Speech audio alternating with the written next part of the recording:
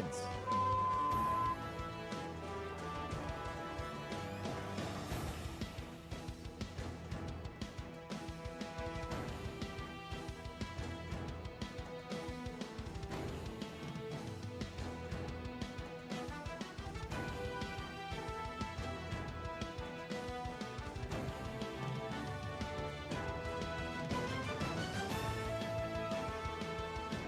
At the tone, the broadcast will begin in 2 minutes.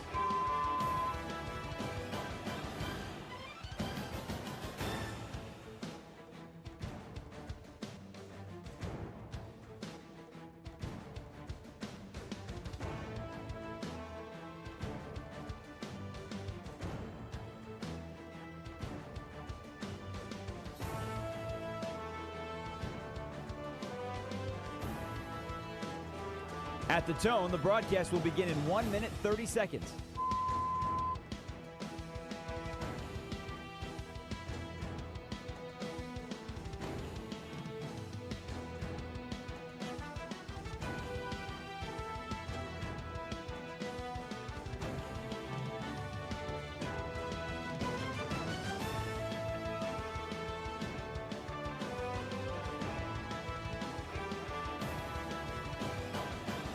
At the tone, the broadcast will begin in 1 minute.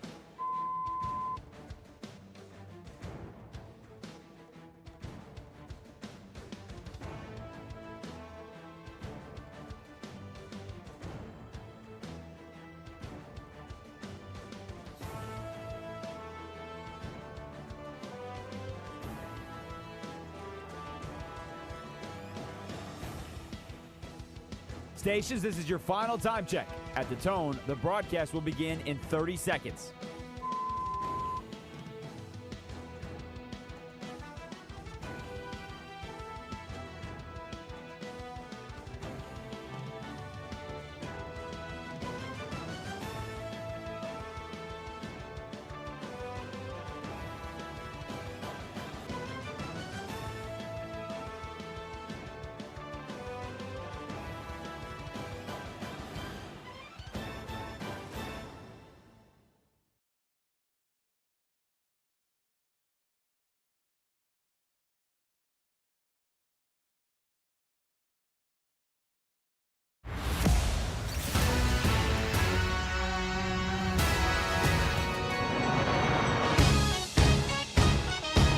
Westwood One Sports presents Josh Graham. After today, we will have arrived at the All-Star break in Major League Baseball. The break is generally viewed as the slowest week on the sports calendar every year. But this year's different because it's a World Cup year and we happen to be hosting the tournament. So let's actually start with this. It's time we have a national conversation about how much replay we really want in our sports. Because at the World Cup, FIFA VAR has unfortunately become a central storyline. And if the NFL isn't careful, this could be what we see in football with the rise of replay assist. Just look at what's happened over the last 10 days in soccer. It's gone well beyond what it was designed to do, correcting obvious calls, a blatant offsides, a missed handball, a ball over the line, or vice versa. Take the Flo Balogun play. That obviously comes to mind and created a lot of controversy. Originally not called a yellow card, but then play is stopped by some shadowy figure in a room, and all of a sudden he's being shown red? And we saw Egypt against Argentina have a goal removed, not because of an offsides, not because of a handball or something, because of a foul that happened way behind the play. But nothing was more egregious than what we saw with the combination of Norway, England, and Argentina, Switzerland. Norway had a go-ahead goal taken off the board because the VAR ref decided that Erling Haaland pushed a player too forcefully off the ball. Yet, in the same match, VAR did not catch a goal kick striking a Skycam cable that directly led to an England goal. What should have been stopped play, everybody knows, ended up being an England goal. On the same day, the officials decide to use VAR to give a second yellow to a Switzerland player for flopping because presumably the referee was upset that he got tricked into giving the other party a yellow. And that ejected a player suspiciously right after Switzerland tied the match against Argentina. It's strange how England and Argentina just so happen to be benefiting while smaller nations like Egypt and Switzerland and Norway seem to be falling short or be given the short end of the stick. Maybe that's all just a coincidence. This is the path we're heading down, though, with replay assist in the NFL. Unless we reject it, unless as a sports collective body, a fan collective body, we say, no, we don't want this. Football continues to extend the capabilities of replay assist. And there have been controversial examples last season of some replay assist rulings. There was a Kyle Pitts touchdown that was called by replay assist in Tampa. And it was not clear and obvious. It was not one of those, oh, we absolutely need to correct this. It was borderline. There was a Puka Nacua third down conversion that replay assist said, no, it wasn't a catch. And then Sean McVay challenged to say, yeah, it was, just to get the catch. They're getting in the way. There was a key Houston first down that was called, that was given at Arrowhead in December in a game. This is happening. And it's not the referee on the field. It's some guy in a booth. Coaches don't know who's making the call. They don't get a chance to talk to this person. But it's, oh, we get a fresh look at it in video replay. These are contested plays, again. Not the ones that are obvious what this rule, what this function is designed for. They should not be wading into the waters of judgment calls on 50-50 matters. Ultimately, here's the issue that we're hitting on. It damages the integrity of the competition when it's not the official on the field that's initiating decisions, but instead some shadowy figure in a room that might have the interest of FIFA and the tournament by having the bigger countries, Argentina and England, benefit from calls. You're not talking or listening to a referee scapegoater or a conspiracy theorist. You're not. Generally, we defend referees more than anybody else. But in the conspiracy culture that we live in, you're making it pretty easy for people to try to connect dots when you wade into waters that you don't have to. Coaches have told us they don't know sometimes who are making calls in certain situations. Honestly, we are approaching a point with replay intervention that the cons might be outweighing the pros, that it's negatively affecting the experience of watching sports. After every goal in soccer, you have to wait to cheer because you know how easily goals can be removed. In basketball, close games never just end anymore when the buzzer sounds. We got to check the clock to see if there's a tenth of a second, perhaps maybe even review and see if a foul's called. In the process, we are stripping raw emotion in sports by stripping away even the human element of officiating. And since sports are supposed to be an entertainment vehicle, is it a net positive to drag out these games drag them into the mud, these reviews?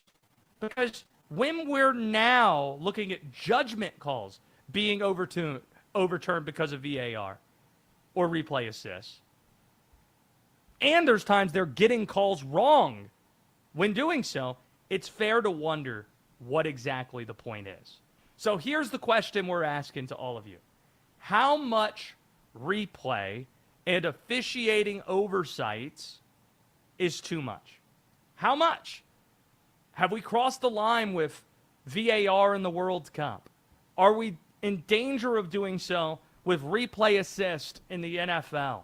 310-840-4910 if you want in. This segment sponsored by Progressive Commercial Insurance. They protect small businesses with affordable coverage options. Get a quote today at progressivecommercial.com. NFL.com. Will Dalton is the producer of this program. He's snickering behind the scenes because somebody in the 300-plus markets in the United States and Canada might be introduced to this show and to us for the first time and thinking, here we go. One of those guys that just bashes the refs all the time. Oh, yeah, here we go. And it's usually the exact opposite, isn't it? That's true. I don't know many talk hosts or media members that defends referees the way you do. I don't. Are you with us, though, here, talking about things going too far, or are you one of those that say, well, it don't matter. I'm here anyway. We could drag this game in the mud. I think anything can go too far. Now, I like video review because as a former athlete, like, I want to get the call right, especially in big moments, World Cup stage, Super Bowl. Like, I want to get the call correct. Now, if it's coming down to the tiniest little detail, that might be pushing it. Or God forbid, like, if you're getting stuff wrong, because like, we're going through all this trouble and you're getting it wrong, now we got a problem. So it could go too far. It can. Chuck Klosterman, the great writer, once wrote, he always found replay to be silly, and I'm quoting him here, because the standard to overturn a second down catch in the first quarter is higher than the legal standard we have to give somebody the electric chair. We don't get clear and conclusive video evidence oftentimes in those latter cases, but we need it in order to give the referee the power to say, no, that's not a catch. 310-840-4910 if you want in. Sean in Knoxville, first caller of the show, so let's make it a good one. Sean, do we need to push back a little bit here after what we've seen happen in the World Cup? I think a little bit, and then this kind of goes towards like the NFL that you were talking about, even the NBA and even some of the MLB, as much as I've kind of enjoyed the ABS system this year. With that, and I'd like the last guy that said he wants the calls to be right, especially as a former athlete, but I think it's starting to get to the point where it's benefiting the leagues and, FIFA or MLB or NBA because they're trying to push their narrative. And when it goes towards when they're only pushing their narrative, it takes away from, like you said, the emotion of the game, because at this point you can just, pick a team like, well, they're going to get the benefit of that call because they're, the Chiefs or whatever. So I think there is a balance, and I think we're tipping the scales in the wrong direction. Yeah, and here's another thing. Appreciate the call, Sean. Good to hear from you and to get us started the right way. The aspect of betting in sports nowadays adds to the urgency to get calls right, because as somebody who doesn't invest a lot of money in the betting space, by the way, Graham's gambling in about 10 minutes. We'll get to some bets. It used to be when you watch sports, hey, the human element.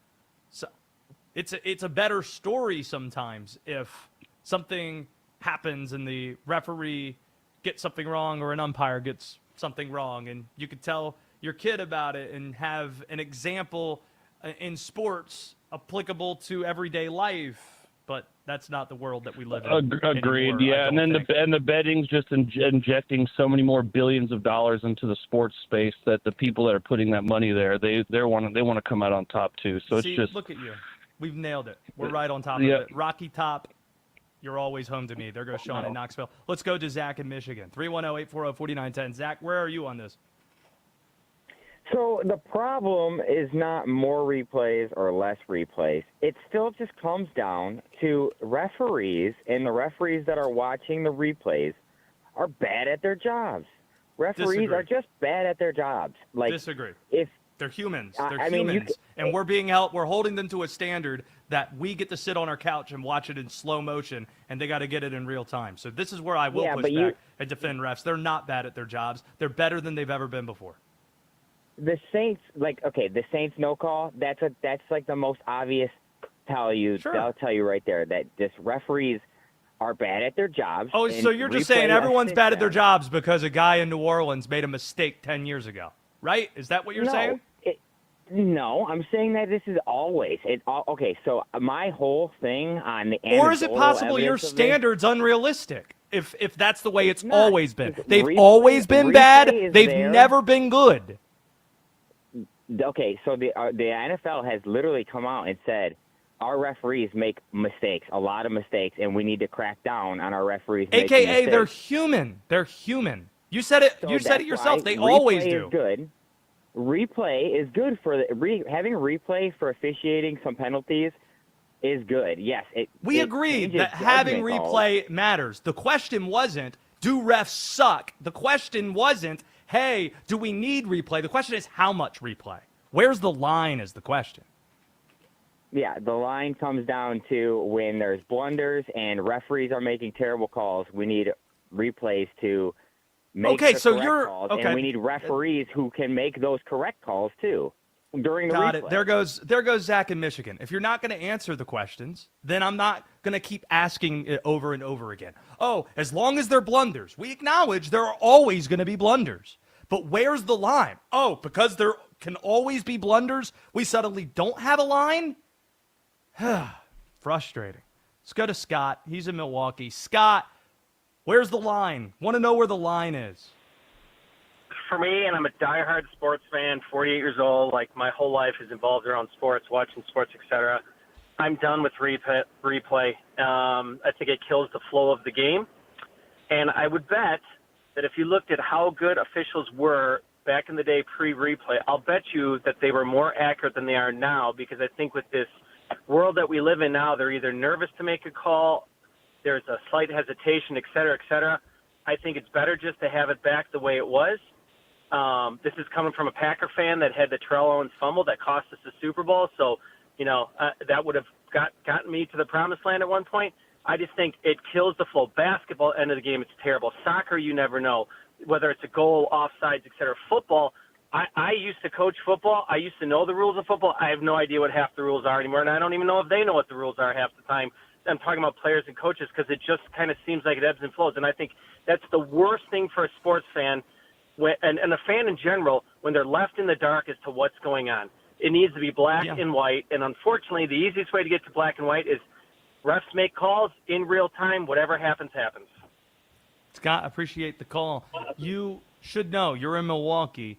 This is why our board op here, Mondo, the tallest Latino in sports talk, is one of the best at what he does. Because right next to Scott in Milwaukee on my screen here, it says Milwaukee means the good land in the Algonquin language.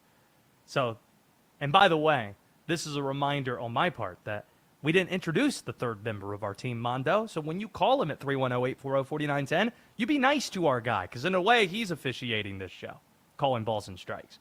Bert's in Baltimore. Bert, where's the line? Have we already gone too far with NFL replay assist, or are we getting close to it?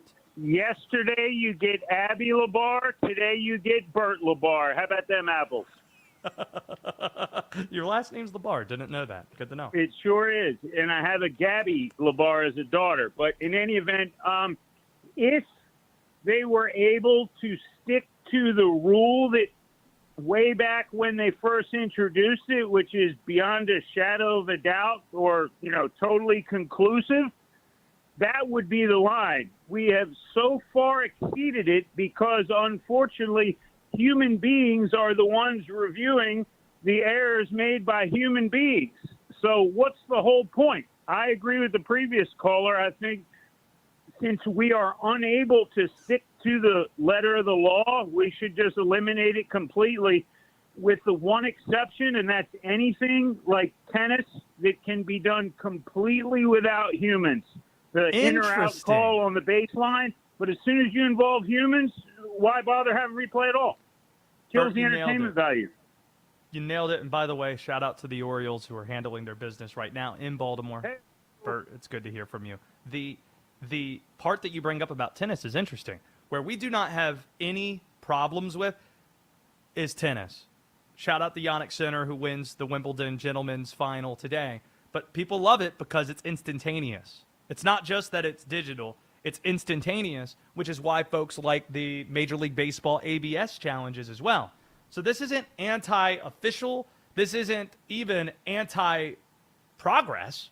That's been a good move for Major League Baseball. But where is the line, again, is the question we go back to. 310-840-4910. How much replay and over officiating oversight is too much with the World Cup and VAR in mind.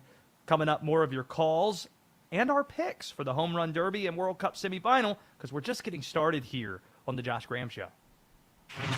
The stories that matter from the brand you trust. Westwood One Sports.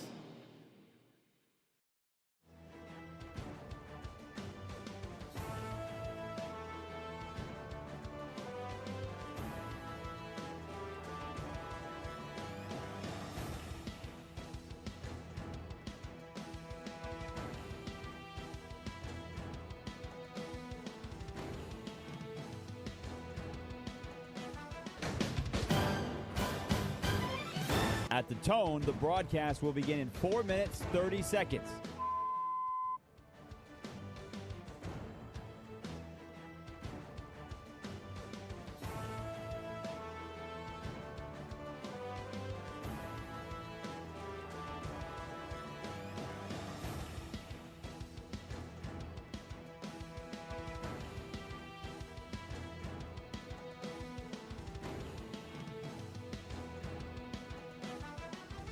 At the tone, the broadcast will begin in 4 minutes.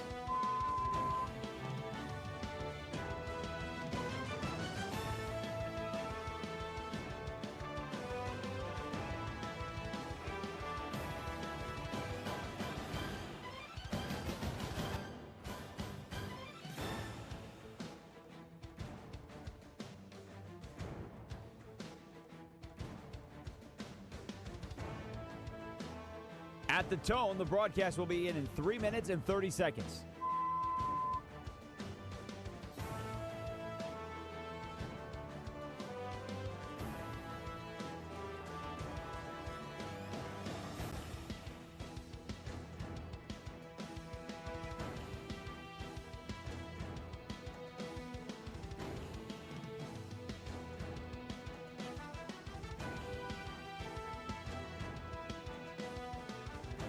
At the tone, the broadcast will begin in 3 minutes.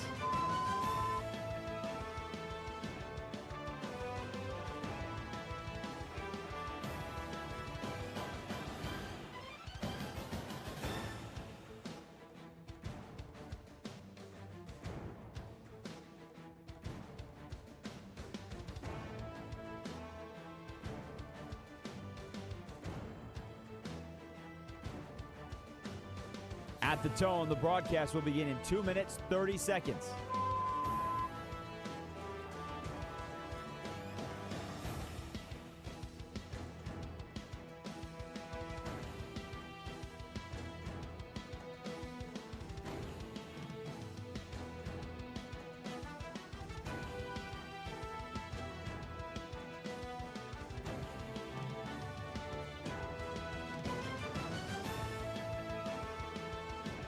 At the tone, the broadcast will begin in 2 minutes.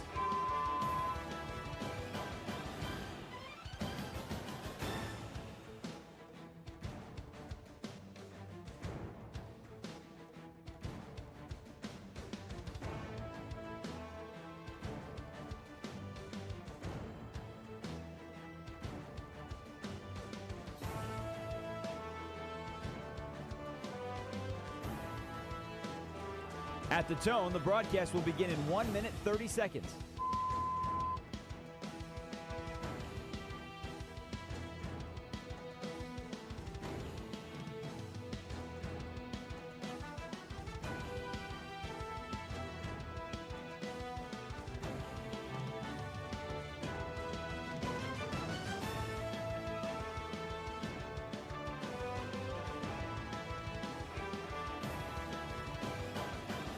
At the tone, the broadcast will begin in 1 minute.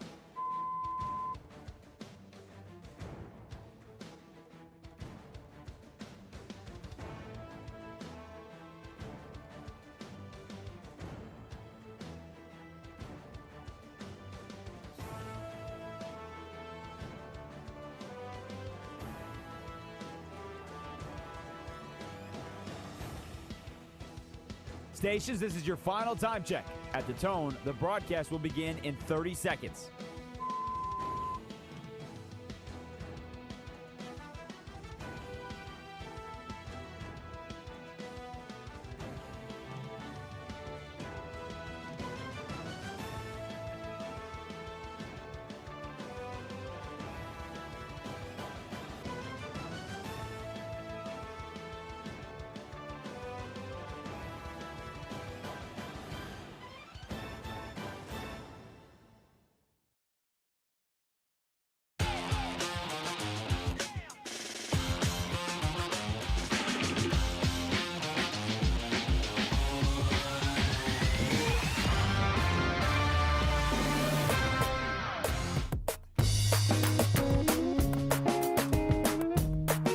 Westwood One Sports presents Josh Graham.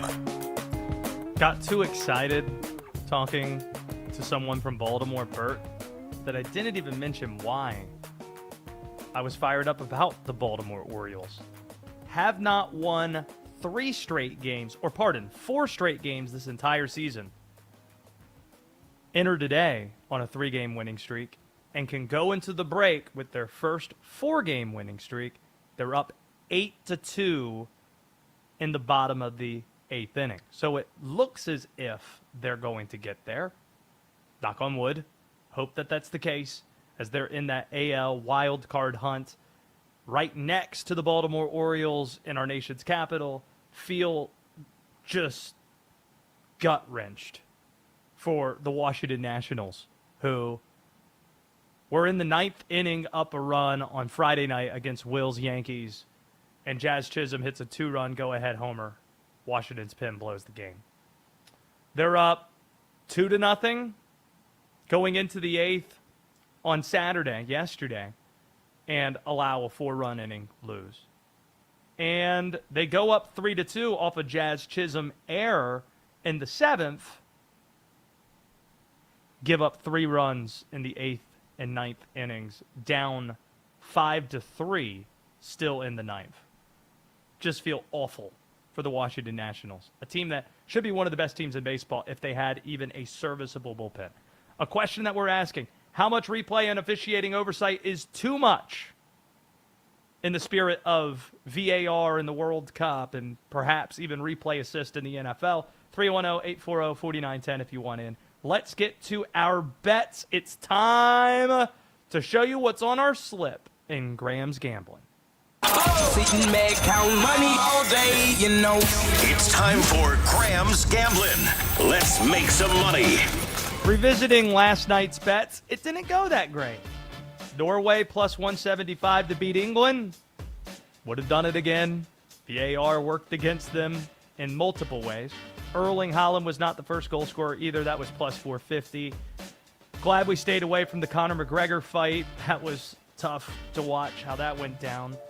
Looking at MLB All-Star, we are all over Bryce Harper at plus 850, courtesy of our friends at DraftKings, to win the Home Run Derby. Got it at 9-1. Now it's down to 850. Somebody just needs to explain to me, when Bryce Harper's in his home park, and Bryce Harper's won the Home Run Derby before, and by the way, won it in his home park at the time in D.C., why there are 5 or 6 players with better odds to win this event than Bryce Harper. So he's right there in the mix with Junior Caminero and Kyle Schwarber and even Murakami, whose odds continue to get smaller and smaller. Those are the 3 guys that are going to be the most popular picks. We're going with the value pick of Bryce Harper because that price is just unavoidable at 9-1. In the World Cup semifinal, you can have France-Spain. It's all yours. We're all over Argentina to win in the World Cup semifinal. After 3 thrillers, they are bound to have one match that they just cruise to a win, right? The reality is, Argentina, they are the champions. Almost said Argentina are the champions, as if I was one of those pretentious douches pandering to the British, using plural verbs to talk about singular countries. Argentina are through to the semifinal. Okay, got it. Argentina has the best player in the world. England is the opponent here and is favored in the match. England always gets dismantled at about this point in the tournament. It always happens. We're going to bank on history, and we're going to bank on Argentina, and we're going to bank on the best player in the world. And if you're going to give me plus money with Messi, we're going to say, thank you, sir. May we have another. And we're going to bet on Argentina plus 105. Saw it plus 110. That number's moving, but they are favored in the match. So in review, we've got Bryce Harper to win the Home Run Derby. We have Argentina to win their World Cup semifinal against England. That's Graham's Gambling for today. How about we get to the NBA and the Summer League. The top 4 picks in this year's NBA draft could all be franchise-altering players. That should be the takeaway from the last few days of Summer League. Once again, number 1 and number 2 taking center stage in Las Vegas. A.J. DeBonce's Wizards face Darius Acuff in the Sacramento Kings later tonight. That's an 8 o'clock tip, Prime Video, Eastern Time. That game at 10 Eastern Time will be followed by Darren Peterson's Jazz going up against Keaton Wagler and the LA Clippers. DeBonce, he shined against Peterson on Thursday night, 27 points, some flashy dunks, couple pretty passes, had 7 rebounds. And while Peterson didn't shoot it that well, he did still score 24 points. And in Salt Lake Summer League last weekend, he set the competition on fire. We have this sound, don't we, of Caleb Wilson after the game on Friday night? Caleb Wilson's Summer League debut is enough reason that you better include him with the top 3 picks. See, we might have been the only show out there nationally that referred to this draft not as a top 2 or a top 3, but a top 4. That we would have been okay with any order being taken in the top 4, DeBonce, Peterson, Caleb Wilson, Cam Boozer. Think that they're all that closely compacted, and then you have drop-off. The top 4 is how we view it. And we might be the only national sports show as well that actually watched all the players involved play in person multiple times during the season. So this isn't based on, just draft talk and, highlights. No, we watched it up close. We've talked to these guys. And Caleb Wilson smashed the rookie record for a Summer League debut with 35 points. After being knocked for months, he can't shoot the 3. That's why you can't take him in the top 3. You can't shoot the 3. He went 7 of 11 from downtown. Can't shoot the 3. He looked pretty damn good at doing so against Cam Boozer and the Grizzlies Friday night, but he's got the makeup to be a star. This is the part where if you talk to him, one of the first thoughts you have is, who's his parents? Because he's just got his head screwed on right. He's everything you want in terms of the mental makeup, the physical makeup. Just listen to what Caleb Wilson said. He has this dazzling performance. He broke a record. Everybody's talking about him. Some would view this is the validating moment where you puff your chest out and say, yeah, we did it and we're gonna do it. Instead, this is what he said. We lost. That's my goal, to come here and win. So, of course it's cool. Somebody's going to break it one day, like they always do. So, I'm happy that I got the record, and I'm ready to move on to what's next. We got another game coming up soon. We lost. That's Caleb Wilson right there. You want to explain it? You just broke a record. You went for 35. We lost. This is about winning and losing. In Summer League, that's the guy you want building your franchise around. We always considered Caleb being on par with the top 3 picks, and you should too. In fact, we think he's the Rookie of the Year. We think he could be the best pro with the tools available to him. But don't forget about Cam Boozer in Memphis. At 18 years old, he's going to be the youngest player in the NBA this year. But when you watch Cam Boozer play basketball, it looks like he's a 10-year vet. He had 23 against Wilson on Friday. He hit the 2 clutch free throws to put that game away. 2-point game, and he hits the 2 so that the 3 at the horn makes it a 1-point game, inconsequential almost. All Cam Boozer does is win at every level. In high school, he was Mr. USA basketball in consecutive years. The last time that happened, some guy named LeBron James did it. He was the National Player of the Year at Duke. His numbers were better than the previous year's National Player of the Year at Duke, Cooper Flagg. He lost 3 games his entire season at Duke. All of them were Avengers movies in order to knock off the Blue Devils. So all 4 of these guys have the ability to alter the franchises that they are a part of. All 4 of them. And that's why we're excited to watch Summer League. It's why we're excited to watch Dabonsa Acuff tonight and Darren Peterson facing Keaton Wagler and the Clippers tonight. That's what we're giving a good hard look to. Tom Brady made the case for one position in football being more overrated than the rest. And his answer of what position that is might surprise you. And it's next on The Josh Graham Show. We know you're jonesing for some football just like we are. NFL training camps begin opening in 10 days. And yes, we're counting. You're home for the NFL. Westwood One Sports.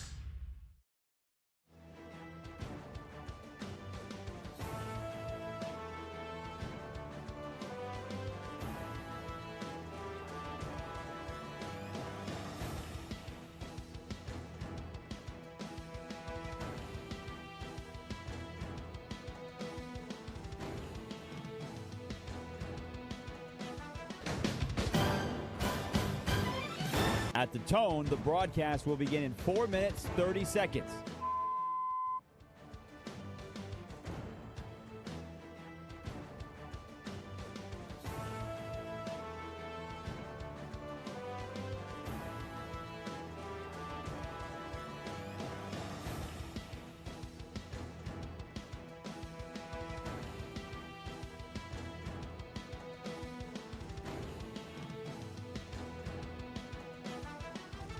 At the tone, the broadcast will begin in 4 minutes.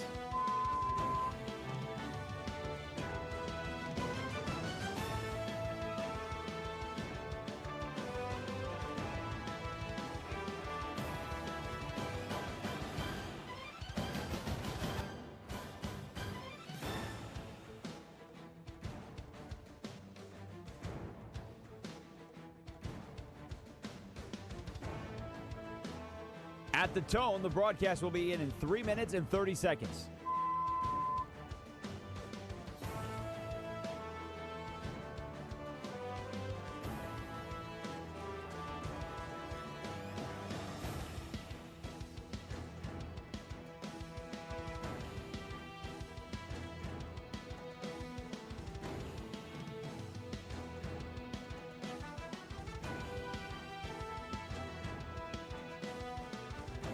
At the tone, the broadcast will begin in 3 minutes.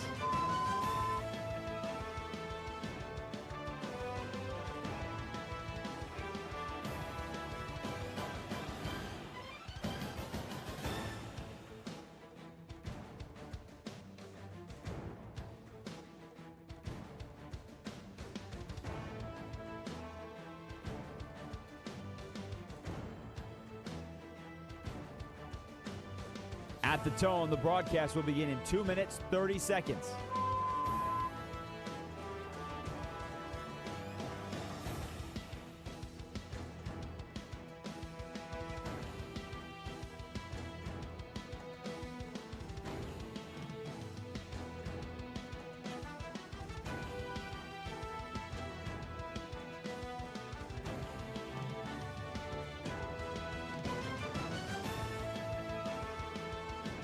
At the tone, the broadcast will begin in 2 minutes.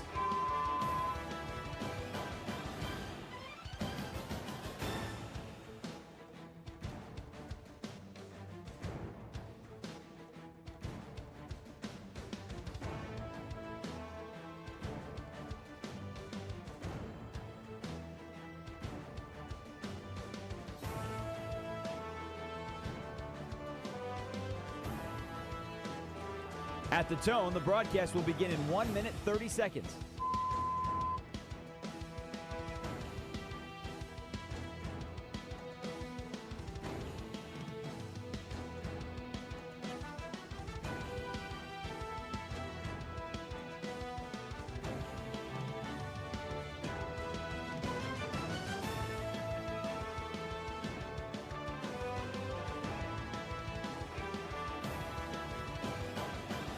At the tone, the broadcast will begin in 1 minute.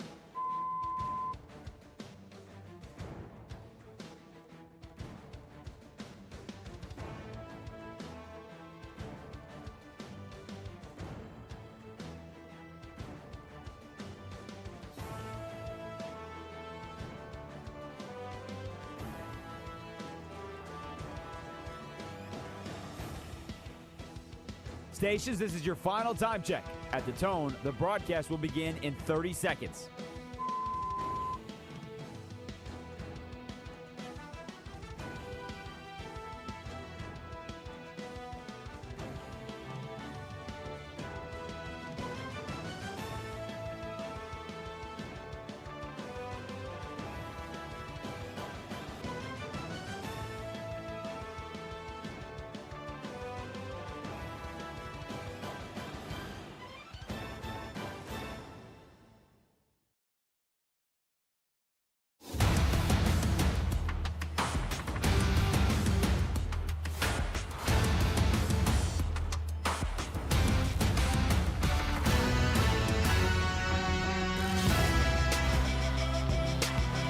Westwood One Sports presents Josh Graham. If you haven't already, take a minute, make sure you're subscribed to our YouTube channel, to our podcast feed as well. It's how you can watch the show in addition to listening to it. Searching Westwood One Sports Night on YouTube, also on X at Josh Graham Show. However and wherever you're listening or watching on this Sunday, greatly appreciate that. Westwood One Sports Night also is the name on the podcast of the podcast on Spotify and on Apple Podcasts. Getting to the NFL, this is interesting. Wide receiver is the most over-discussed, overrated position in football. Think about how much time during this NFL offseason we spend talking about that position group. A.J. Brown wants out. When's he going to be moved? Brandon Ayuk posted this on his social media. Stephon Diggs is out there wondering what team he's going to be playing for. They absorb so much oxygen out of the room. And is the value of the wide receiver position great enough to command all that much attention? We say no. Aren't you just saying it, Josh? Who's the we? Me and Tom Brady. Don't just take it from me. Listen to Tom. Tom was on the New Heights podcast with Travis Kelce and Jason Kelce and essentially credited the Patriots' valuation of the wide receiver position as being a key factor in their dynasty. Because, okay, our team was built differently than a lot of others. Like, we didn't always have the highest paid players. In fact, when a lot of guys would have a chance to get free agent contracts, Bill would, trade those guys and let them get paid somewhere else. And then we'd have to replace them with lesser talented players. One position that's unique in the NFL is receiver. Yeah. Like Jamar Chase makes $40 million a year. T. Higgins makes 30. Tyreek Hill was making almost 30. We didn't have those players. So we had to find production from other areas, and slot receivers in the NFL don't get paid top dollar for receiver. I would argue, would you rather be fast or have great short area quickness? I'd rather have short area quickness. Yeah. Football is a game of quickness, not speed. Translation. Cheaper slot guys, more of them, less high-paid deep threats, because that allows you to spend in other, more valuable areas. And the proof's in the pudding. Do you know how many Super Bowls the Patriots won with Randy Moss? 0. They won their Super Bowls with who? Troy Brown, Julian Edelman, and Danny Amendola.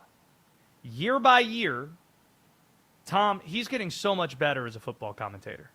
He's only been at this for a few years, and you could tell he's just starting to get comfortable, and at times he could be pretty cutting with his criticism while talking about A.J. Brown and the Brandon Ayuk situation this offseason.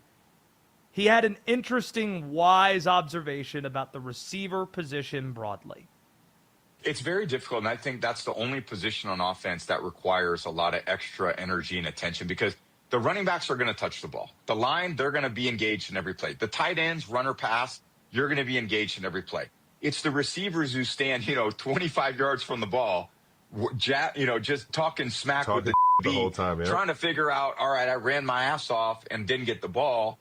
And how do I stay locked in and committed to the team when I don't touch the ball? When I see these NFL off seasons, I swear to God, I think now, like, this is just deja vu.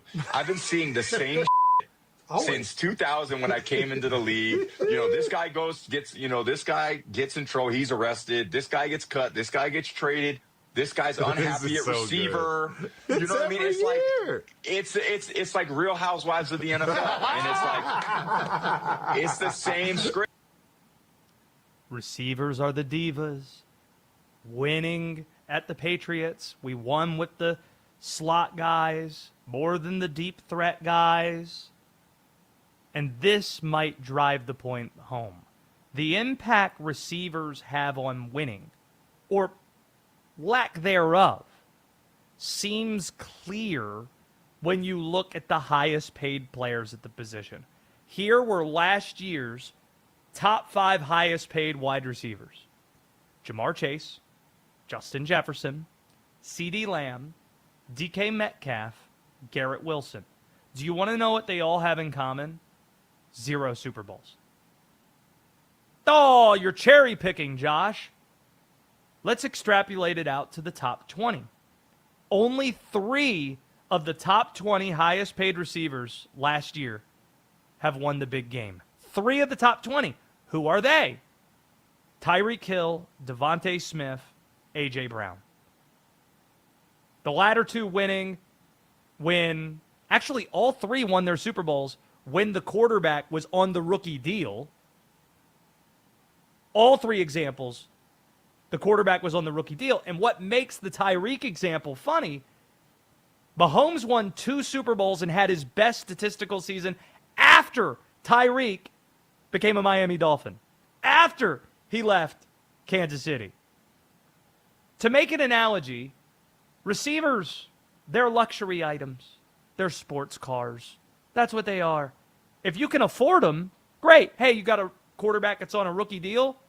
Knock yourself out. Like the New England Patriots with Drake May, adding A.J. Brown, go off. Even Washington, maybe adding a weapon for Jaden Daniels. Caleb Williams at Chicago. If you're on the rookie deal and you can afford it, great. We're not against sports cars. But in a salary cap sport, when you have to make decisions and you're paying the quarterback, paying a wide receiver would be like a ton of money when you have to pay the quarterback, would be like buying a sports car when you're struggling to pay your light bill, when you're struggling to pay your mortgage, because that money could be going elsewhere. It could be going to your O-line, your D-line, more valuable areas on the football field. Honestly, this is the reason why we haven't spent a lot of time talking about Brandon Ayuk. Because regardless of if he's on the Niners or the Commanders, it doesn't really move the needle that much. The Niners will be great with or without him. Washington's going to be okay with or without him. So let's really get to the heart of it. Why do we spend so much time talking about that position? The answer's obvious if you just think about it for a second. It's because of fantasy football. Fans love fantasy football. They love participating in fantasy football. And while those top 5 guys that we just mentioned, Chase, Jefferson, CeeDee Lamb, DK Metcalf, Garrett Wilson, while they're not winning Super Bowls, they're not helping their team win Super Bowls, they are helping many people win their fantasy leagues. That is where the star diva receiver can really help you out. Doesn't mean that they significantly impact winning, though. And that point needs to be expressed more often. Wide receiver is the most over-discussed, overrated position in all of football. But we ask the question still. How valuable are wide receivers? How valuable are you willing to say they are? 310-840-4910 if you want in. It is the Josh Graham Show, Westwood One Sports if you want in. We do have some news in Major League Baseball. As expected, without Jacob Mizorowski or Shohei Ohtani participating for the National League at the All-Star Game, it will be Chris Sanchez, the Philly lefty, pitching in front of the home fans to start Tuesday night's All-Star game. He will be throwing against a guy, the last time we saw him pitch, nearly threw a no-hitter. Dylan Cease of the Toronto Blue Jays will be going against Chris Sanchez. That's what we've learned today. The MLB All-Star game is a couple days out. And seen some suggestions. In fact, our friend Ariel Epstein just posted this on her social media with Cam Schlittler wanting out and Zach Wheeler not wanting to participate, that, the MLB All-Star game's dead. No, it isn't. The MLB All-Star game is the last All-Star game that still matters. And yes, the MLB All-Star game still matters. This is why they're the last major professional sport that hasn't bailed on a traditional format. The Pro Bowl, that doesn't exist anymore. They play dodgeball and tug-of-war in Orlando. The NHL, give them credit, their All-Star game wasn't working so great, so they created the Four Nations face-off last year. That worked very well. We'll see if going back to the All-Star game format works out well in Long Island in January. The NBA completely destroyed its All-Star game. Bastardized format that nobody understands, stealing from hockey stunts, all that. The NBA has ruined its All-Star game. The players have done it, and now the NBA helped them destroy it too with that bastardized format. It's brutal. But no All-Star game has been around longer than the baseball All-Star game. And the reason the MLB All-Star game has prevailed is because all parties involved still care. Or at least more parties care about that than the other All-Star games in the sports we just referenced. The fans have proven to love it. They care who's in it. They care who's left out of it. They care where the game is. They vote in large numbers for their guys. The ratings for the game is generally pretty strong. The players generally like to participate in it. Position players more than the pitchers. Pitchers get a little bit antsy for obvious reasons. They get hurt more often. But you got Kyle Schwarber, Ben Rice, Bryce Harper, Junior Caminero, all signing up to compete in the Home Run Derby. That's big time. That's a major event tomorrow night in Philly. And really, if you get to the core of why we care about the All-Star game more than we do in other sports with baseball, no sport has a better connection to its history than baseball does. No sport cares about that connection more than baseball does. The American League and the National League faced off in the All-Star game for the first time in 1933. In that first game, some guy named George Herman Ruth was playing in right field for the American League, hit a home run to lead the AL to a 4-2 win. That's the history that these guys playing on Tuesday night are connected to. And let's hope that this just adds to the reasons why owners and players should feel pressure to not wreck the Porsche this offseason when it comes to labor talks and the CBA expiring on December 1st. Baseball has built so much positive momentum with good rule changes like the ABS and like the new scheduling format and like so many that we can rattle off here. Make more direct-to-consumer options to try to lessen the amount of blackouts. Now, still some work to do on that front, but getting better. The new TV agreements have been better for baseball fans in terms of having access to baseball games, the enforcement of the pitch clock, the new base running rules. So much of what they've done, it's been a really positive thing. And there have been really good storylines to follow in the first half of the season. Is it weird, Will, that the enduring image positively from the first half of the baseball season has been the tarps off movement? That's been the thing that you point to. Oh, what's the most positive thing? Yeah, man, tarps off. Every ballpark across baseball. I mean, baseball's known for weird stuff like this. Like, these everywhere. Weird movements, these fan things, like, it's a quirky sport in that way. It's fun. It's kind of unserious. I like it. I appreciate it. When did we start referring to shirts as tarps? Probably this year. At some point along Tarps the way. off. Because pop that tarp off does not sound as funny as pop that top off. I say that all the time. Like if a friend of mine is like singing karaoke or is on stage for some reason, just something to break up the tension in the room. You can take this tip and use it in your everyday lives. Take off your shirt or pop that top off. Just makes everybody laugh every single time. It's a good one. I think tarps off is what you should go with now. I think that's the move. I think that's going to stick. Baseball's top priority, going back to the labor dispute, isn't dependent on a salary cap. It shouldn't be. It's dependent on making sure games aren't missed in 27. You can push all you want, but you better not be so rigid that you wreck the Porsche. And that's going to be, ultimately, the biggest story this year. What ends up happening with those labor talks. And hopefully it doesn't get so ugly that it mirrors 1994, because in that case, everybody loses. The players lose, the owners lose, the fans lose, and that's not what we want to see. Do have a list of the top 5 Christopher Nolan movies in honor of The Odyssey coming out. We'll do that in the next hour. Also up next, the NFL division that owns all the football headlines this weekend. Keep it here on The Josh Graham Show. This is Westwood One Sports.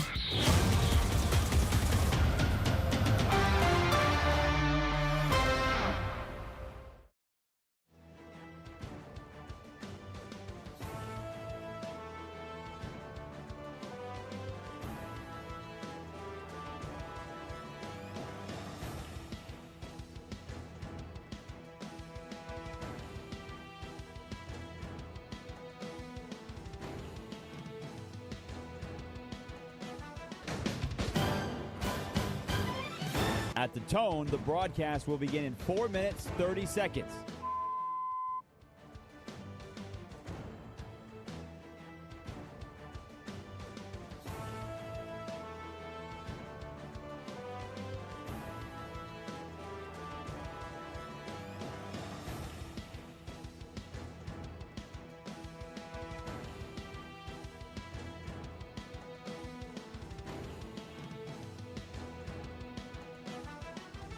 At the tone, the broadcast will begin in 4 minutes.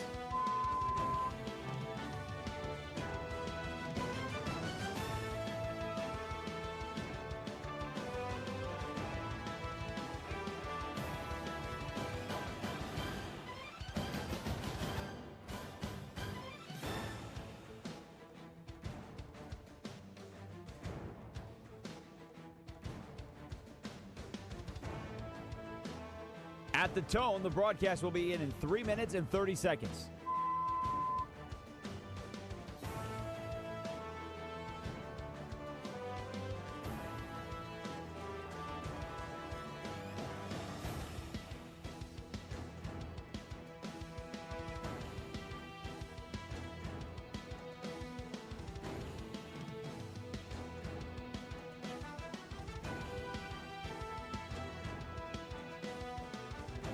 At the tone, the broadcast will begin in 3 minutes.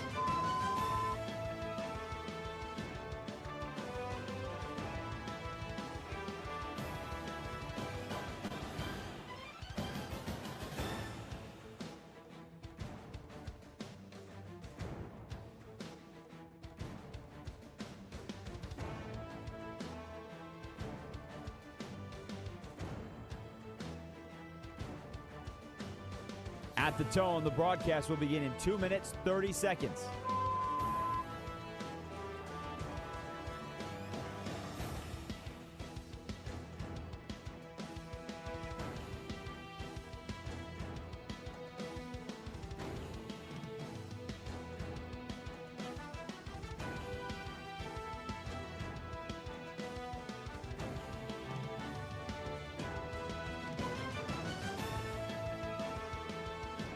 At the tone, the broadcast will begin in 2 minutes.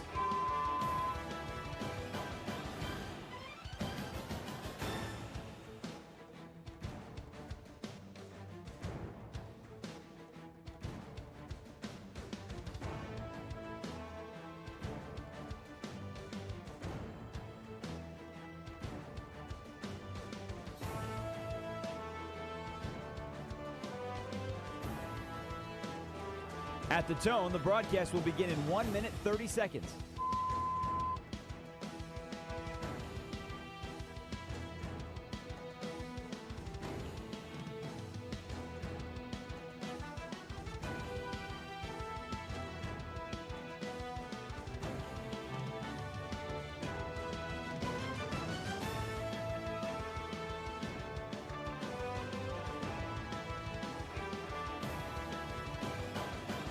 At the tone, the broadcast will begin in 1 minute.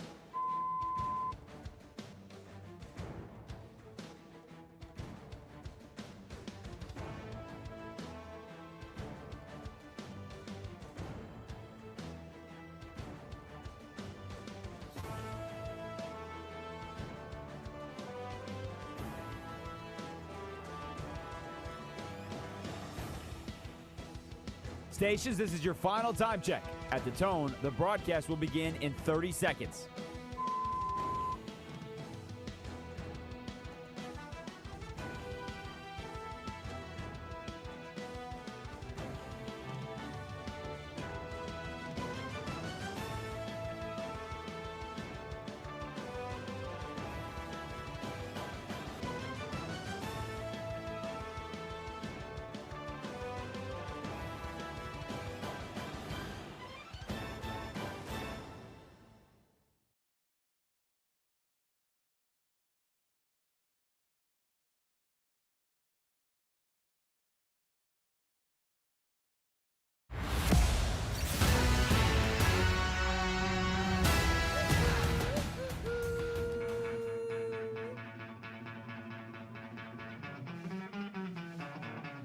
Westwood One Sports presents Josh Graham.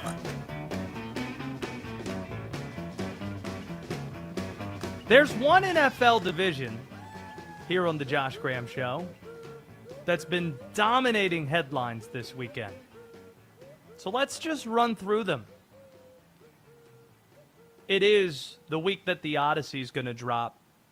Christopher Nolan, his next movie. So we will reveal in the next half hour our top 5 Christopher Nolan movies of all time. Got a feeling Mondo, the tallest Latino in sports talk that loves movies slightly more than Will Dalton does, is going to be surprised by what's number 1 on this list. But we'll get to that in just a little bit. The NFC West is the division that we are talking about. The NFC West has commanded the headlines, has dominated headlines all weekend long. On Friday, it started with Aaron Donald being spotted at Rams facilities working out. Oh, you know what that means. Oh, he's going to be back. Settle down. Let's settle down just a little bit. There isn't a lot to read into this. Ever since retiring in 2023, he apparently works out at the facility all the time. He's been doing that for the last 3 years. Jeremy Fowler, ESPN even reported that. Yeah, this is not an uncommon occurrence that Aaron Donald is in and he's working out at the Rams facilities.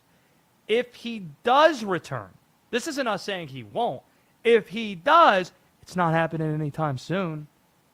Ask any veteran football player the time of year they hate most. They say training camp. So if Aaron Donald's going to return to play, he's going to join at the end of training camp. Or he's going to join maybe during the season and jump on for a second half run. It's not going to be anytime soon.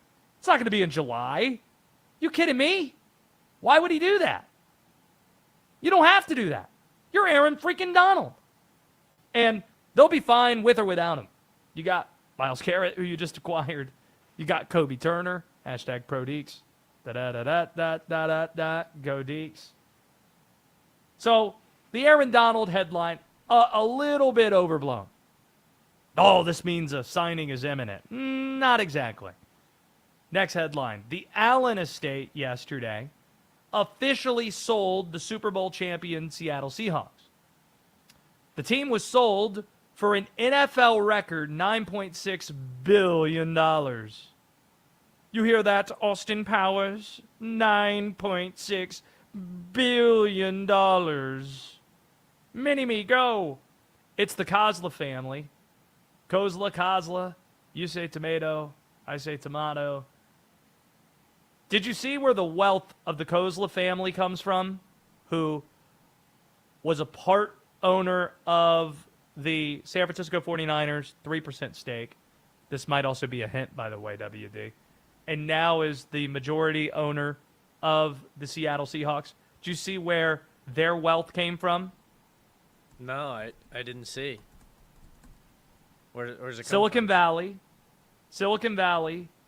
And here are some of the companies that they had transformative investments in. DoorDash and Instacart. A few to name.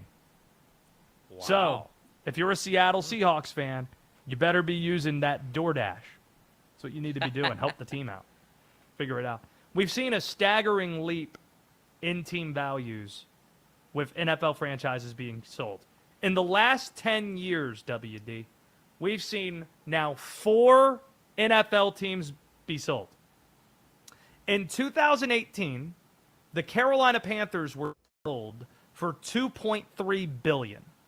That's the starting point. $2.3 billion the Carolina Panthers sold for. Then it was the Denver Broncos. They sold to the Walmart people, because it was David Tepper that bought the Panthers in 2018. The Denver Broncos sold to the Walmart people group $4.6 billion. So it was just a few years difference, double the value. 2 teams that met in the Super Bowl just a few years prior to that. $2.3 billion, 4.6. Then it was a few years ago, Washington that sold. 6.1 bills. That was the sale price. Seattle just sold for 9.6. 9.6. That is more than 3 times what the Carolina Panthers sold for less than 10 years ago. 8 years ago, in fact. It really does make you wonder what the Dallas Cowboys would sell for if they went on the market. If Jera decided tomorrow, we're going to sell the Dallas Cowboys, how much do they go for? Saw Forbes valuated it $13 billion. Think that's light. $15 billion? $15 billion. Probably could be that. Do you remember what the number was that the Dallas Cowboys sold for when Jerry Jones bought it in 1989? Wasn't it like $150-some million? $140 million. Yeah. Now let's do the math problem, Will. Know that you were really good at math. What is good. 15 billion divided by 140 million? How many 140 millions would it take to get to $15 billion? Do you want to take a guess how many 140 millions it takes to get to $15 billion if that's what Jera wanted to do down in Dallas in Big D? My brain hurts. $1 million? I don't know. Several million? That's not even a number. Several million? No. 107. So Jerry Jones, if it sold for $15 billion, let's say, would have sold the team at 140 times what he paid for it. 140 times what he paid for it in 1989.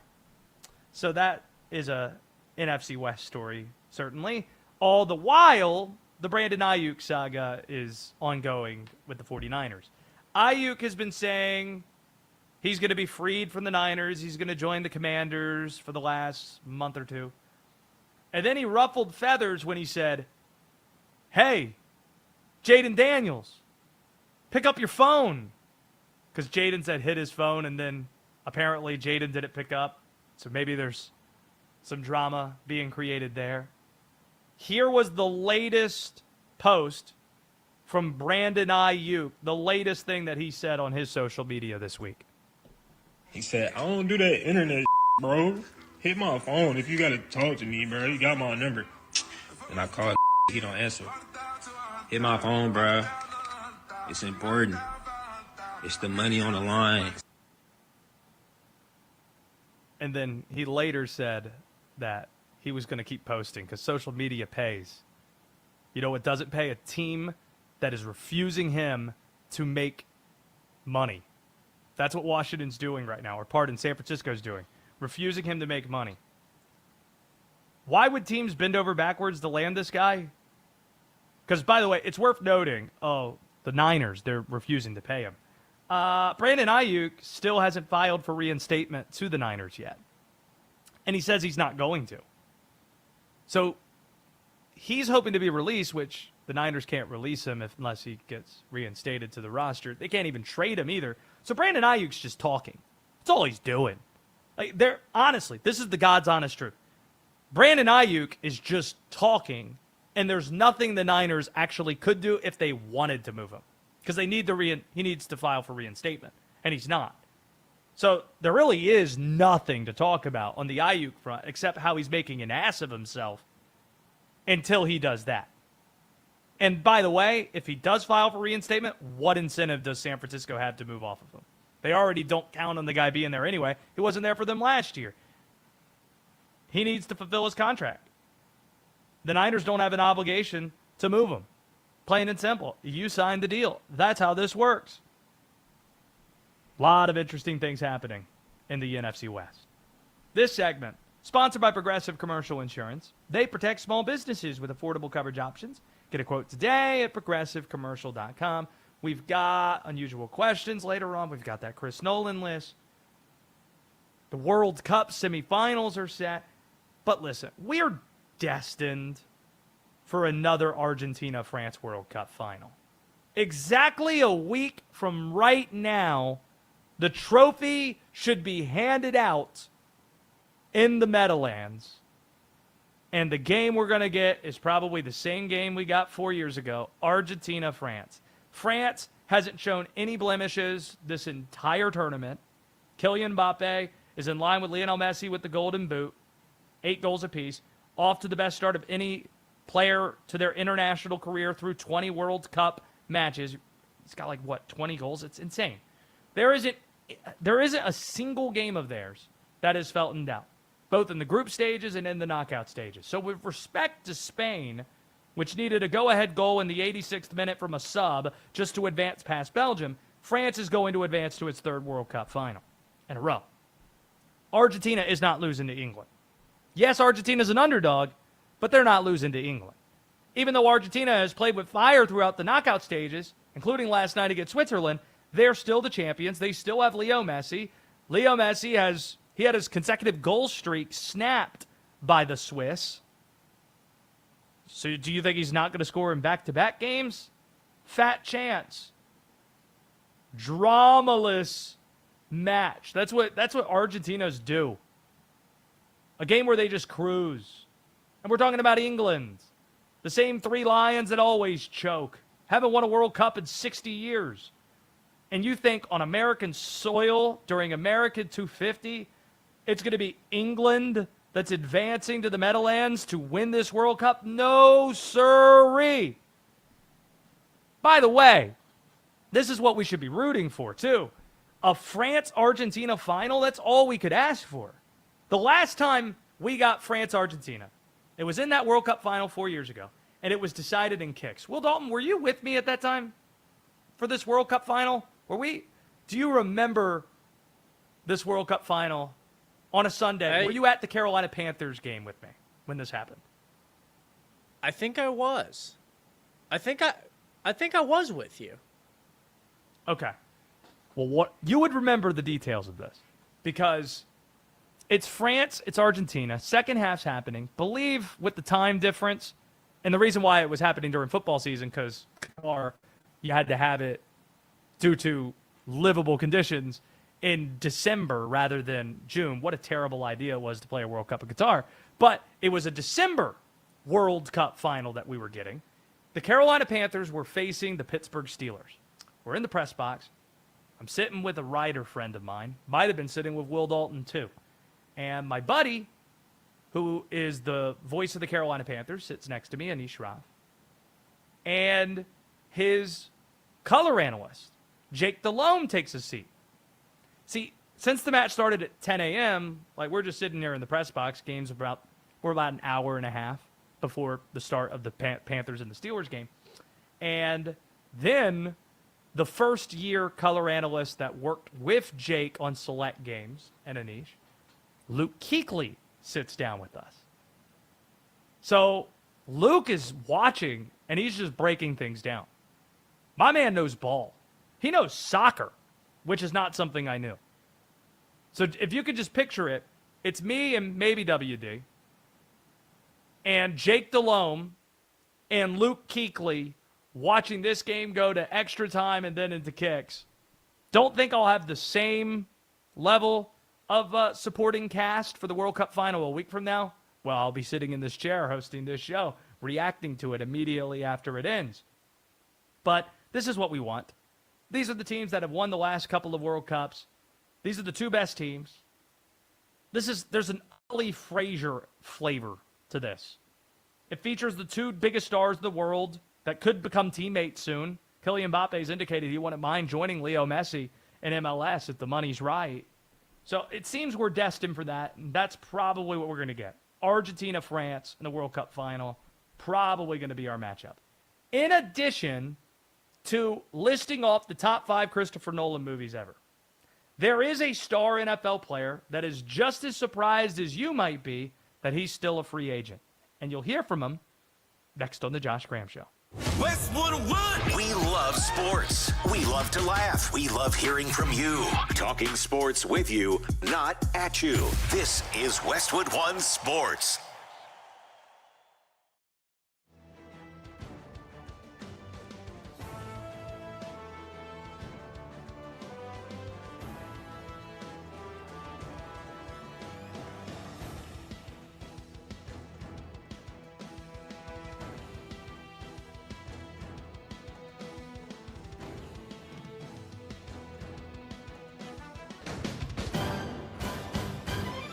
At the tone, the broadcast will begin in 4 minutes, 30 seconds.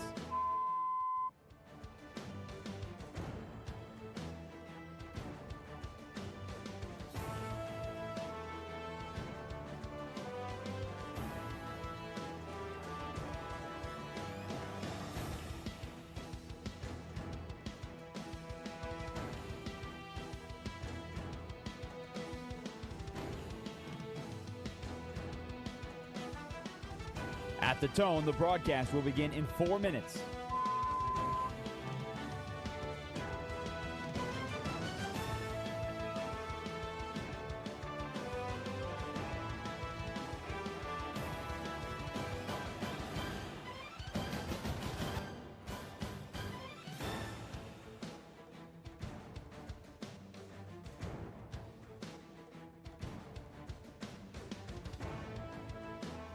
At the tone, the broadcast will begin in 3 minutes and 30 seconds.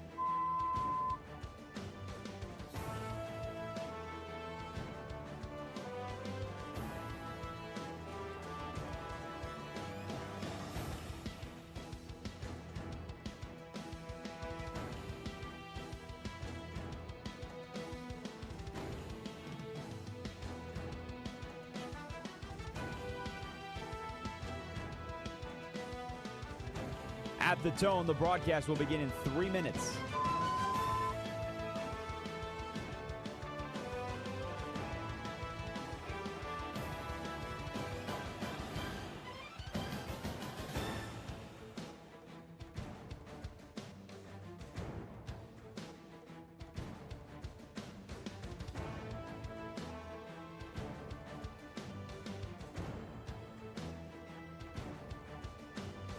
At the tone, the broadcast will begin in 2 minutes, 30 seconds.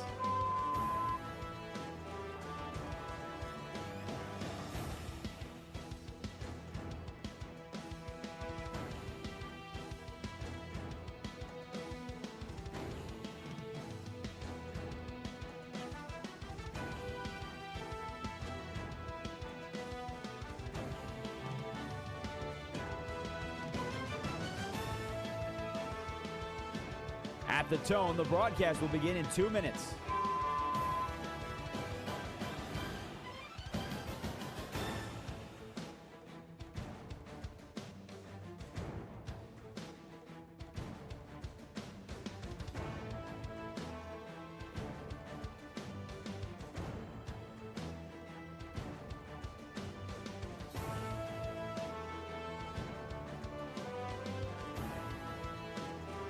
At the tone, the broadcast will begin in 1 minute, 30 seconds.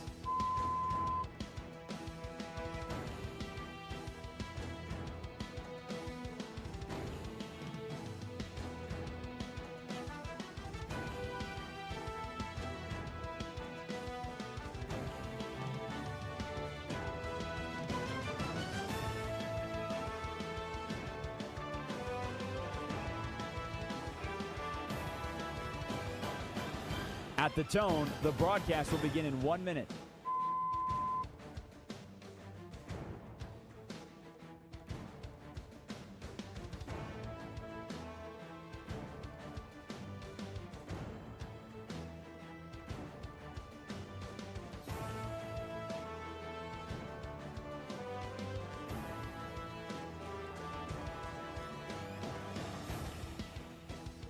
Stations, this is your final time check. At the tone, the broadcast will begin in 30 seconds.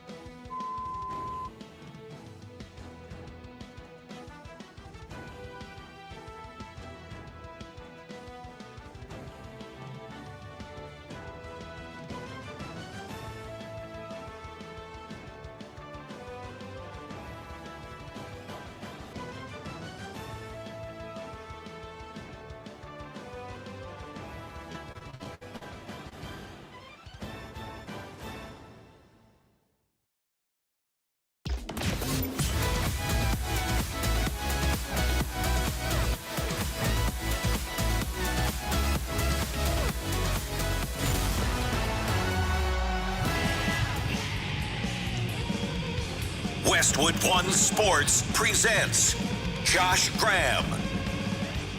The Boston Red Sox, here on the Josh Graham Show, have become one of the best stories in sports right now. Trailing the New York Mets 2-0 in the ninth, the Red Sox cross 2 runs across to tie the game, win it in 10. 9 straight wins for the Red Sox going into the break, propelling them to a half game out of the final wild card spot. What a story. This team fired their manager a month in. They were written off for dead. 9 straight wins. That's baseball. Getting chills just thinking about it. The Boston Red Sox making moves. One move the New England Patriots didn't make this offseason, elsewhere in Boston, was re-sign their leading receiver, Stephon Diggs. And did you know that Stephon Diggs is still a free agent? As surprised as you might be by this fact, he sounds just as surprised. In fact, we have this sound. Here he was on social media reminding all of us that if you view him as a number 2 receiver on a team, no number 2 receiver is better than Stephon Diggs is.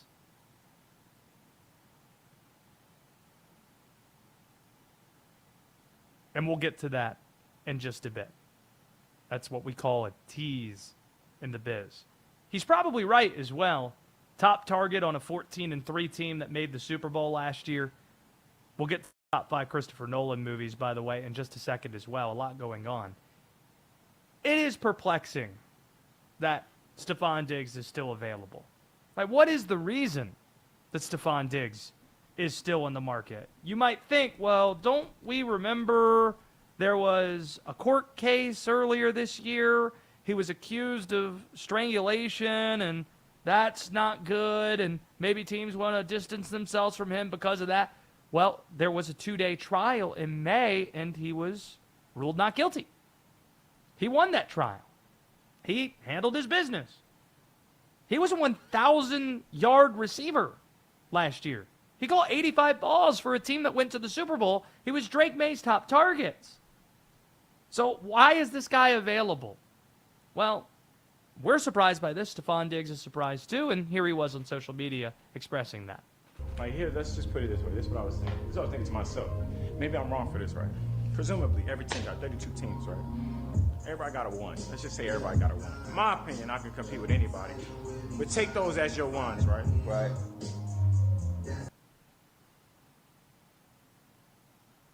Take them as your ones. And he says that there is no number 2 in the league better than he is. And he's probably right. So why isn't he on a team? Somebody explain it to us like we're 5. Who would you like to see pick up Stephon Diggs? There is one team that's a contender, the Denver Broncos. Right before the Super Bowl, Stephon Diggs was asked by Denver media, hey, there were reports last year that you almost signed with Denver. Was that true? He's like, yeah. Have a lot of respect for Sean Payton. Had a lot of praise for Sean Payton. Does Denver adding Jalen Waddle, in addition to their stable of receivers already in place, Cortland Sutton, for example, already being there, does that take the Broncos out of the mix of adding one more guy? You have Troy Franklin as well, the young receiver out of Oregon that they drafted a couple of years ago. Don't know if Marvin Mims is still there. Probably is. But could you still add Stephon Diggs to that? Why not? And maybe it's the Washington Commanders. That's a team that needs somebody next to Terry McLaurin. And don't know if you know this, Stephon Diggs, he's from Maryland. Hashtag he a Terp. Went to Maryland. So if you're Washington, that might be something you look at, especially if you choose against going the very public, flashy, Brandon Ayuk, messy path. Stephon Diggs, here on July 12th, still a free agent. It's surprising. It really is. You might be surprised by what's on the Christopher Nolan list we have here.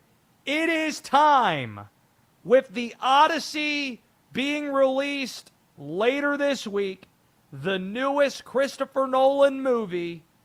Here is my top 5 list of the 5 best Christopher Nolan movies, period. And let's start with number 5. Number 5 Christopher Nolan movie, Memento. Slightly ahead of Dunkirk. Memento is Chris Nolan's first big hit.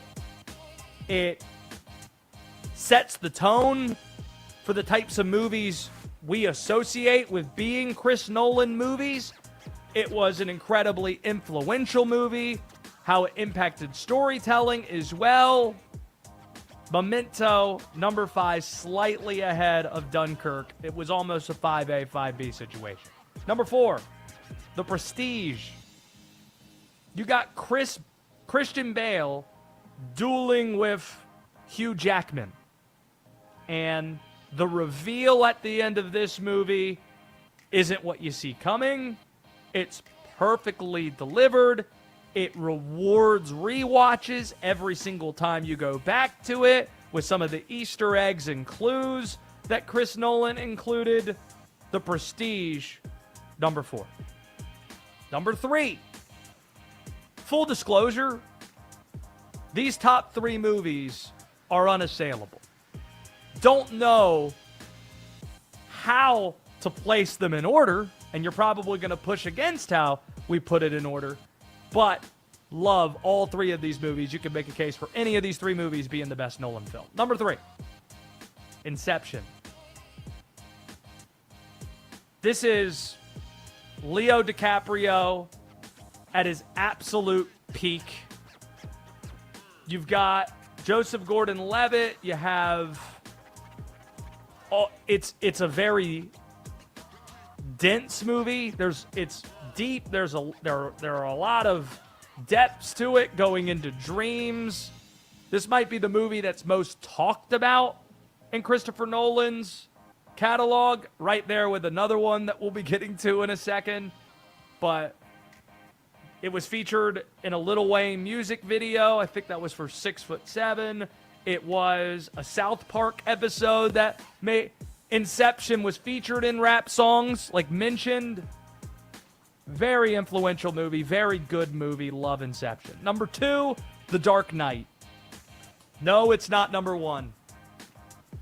Just There are limitations out there to what a movie can be with IP. There are limitations to what you can do with superhero movies. There just is. And while it's the best depiction of a Batman that we've seen, and going to get pushback for that from the Keaton folks or those who love Adam West, understand it, but think that Christian Bale, that's Batman. I'm Batman. The Joker, don't think anybody would push back that this is the greatest depiction of the Joker that we have on screen. While that is true, it's not original IP. It's not an original script. It's part of a trilogy as well. And these are some things that work against it being number one. It's number two, which shouldn't lead to people being upset. Kind of like the LeBron folks. Oh, shouldn't be a slight to say he's the second best player to number one. The number one Christopher Nolan movie is Oppenheimer. This is why he won all the awards for it. He cleaned up. It is, while it's not an original script, it's not an original screenplay, so much of what Nolan did to get people to movie theaters at a time where people thought movie theaters were dying and making a movie about a nuclear physicist 80 years ago, a biopic about him, the movie that is bringing people back to theaters, that achievement is what makes it Christopher Nolan's best movie. That you want to go back and watch it multiple times, even though it's 3 hours long. And we did. And it is a very rewatchable movie. Cillian Murphy's performance, Robert Downey Jr., Emily Blunt. Generally, don't like comic book films, but love The Dark Knight. Generally, don't love biopics. Love Oppenheimer. Think it's his best movie. Think it's his most impactful movie. Think it's his greatest achievement, Oppenheimer. The number one Christopher Nolan movie of all time. There you go. That's the list. How do we feel about it? 310-840-4910. Will Dalton, how many of these movies have you seen, first and foremost? 5 Memento, 4 Prestige, 3 Inception, 2 Dark Knight, 1 Oppenheimer. So I've seen Oppenheimer. I've seen Dark Knight.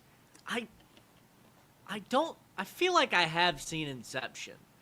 You I feel had like to. I have. I think I have. Maybe you haven't thought seen you The just saw it. Prestige. What's that? Maybe you thought you saw it. Maybe it was in a dream. Maybe there's a train. There's a train that's taking you to a place far away. I haven't Let me seen The Prestige. spin my top here. Where's my token at? Spin the top. You gotta find one. Haven't seen Inception Memento reference. either. Dunkirk? No, it's on my list of movies I want to see that I just haven't. Interstellar? Seen yet. I have, and I'm very surprised that you don't have Interstellar on this list because emotionally, visually, people talk about Interstellar like it's one of the Can't do greatest it. of all. Not even the top 5. No, can't do it. Sorry. That's it's so much. slow. Wow. I don't like it. It doesn't move me. The story doesn't. It doesn't It's long. move you? It doesn't move you? Nope. Doesn't move At me. Not all? At all. Tenet. Wow. Tenet is the worst Nolan movie. Sorry. He went to big extremes. This is like the most pompous movie that he ever did. Oh, you got to watch it multiple times. How about make it enjoyable the first time I watch it, Chris Nolan, please? Can we do that? No, not with Tenet. Well, then I'm not watching it a second time. Here's a middle finger for you. Buy one, get one free. Out of here with that. So, Mondo has probably seen all these movies. Mondo, have you seen all the movies on this list? I have not. Yeah. What have you missed? I have not seen Memento or Dunkirk. No, sorry, I saw Dunkirk because that had Harry Styles in it. True. I didn't see Oppenheimer though. Oh, Dude, you okay. So that's a pretty big miss. gotta. It's a pretty big miss that you hadn't seen Yeah, but it Oppenheimer. was like what 3 hours? It's either that or I saw Barbie instead. It is a 3-hour movie. Mm-hmm. Worth every hour. Worth every hour. It's great. It's a Worth lot of every time. hour. You could say every minute. There you go. That's the Chris Nolan list. We're going to figure out a time to see Odyssey. How long is Odyssey's runtime? If you want to guess, Will, have you seen what the runtime is? Do you want to take a guess what it is? Have it in front of me here. No, I'll guess before I Google it. I'll say it's just under 3 hours. Watch it Correct. be just 2 over. hours, 52 minutes. Yeah. He loves his 2 3-hour hours, movies. 52 minutes for the Odyssey. There we are. We'll be there for it. We'll watch it, perhaps on this show a week from now. During the second half of the World Cup final, the entire hour is just going to be devoted to talking about the Odyssey. If the NFL isn't careful, the same VAR officiating issues we've seen in the World Cup might be an issue with football this fall. And we'll tell you why next on The Josh Graham Show. The stories that matter from the brand you trust. Westwood One Sports.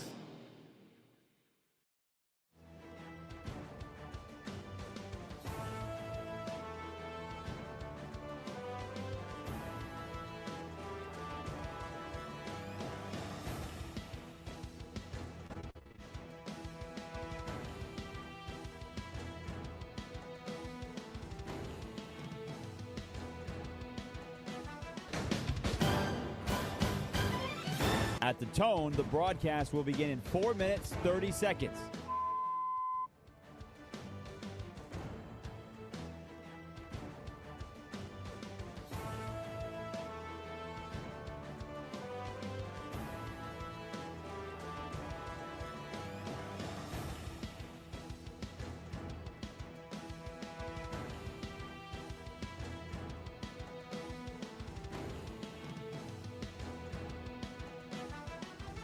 At the tone, the broadcast will begin in 4 minutes.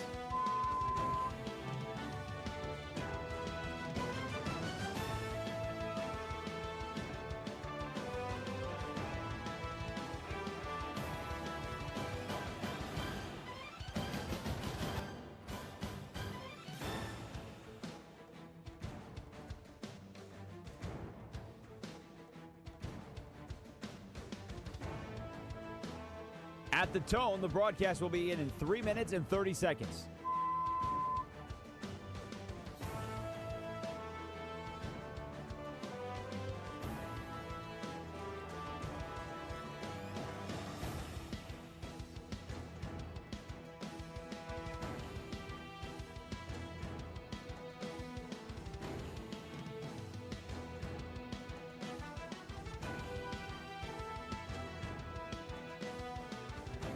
At the tone, the broadcast will begin in 3 minutes.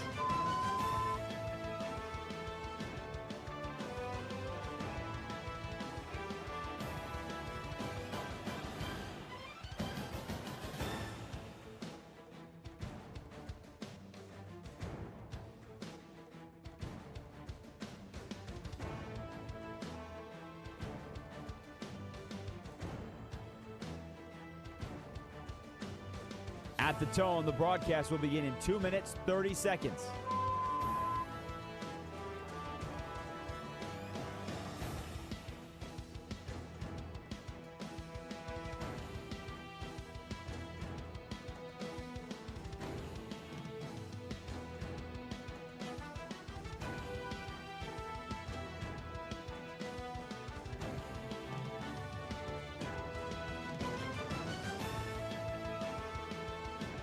At the tone, the broadcast will begin in 2 minutes.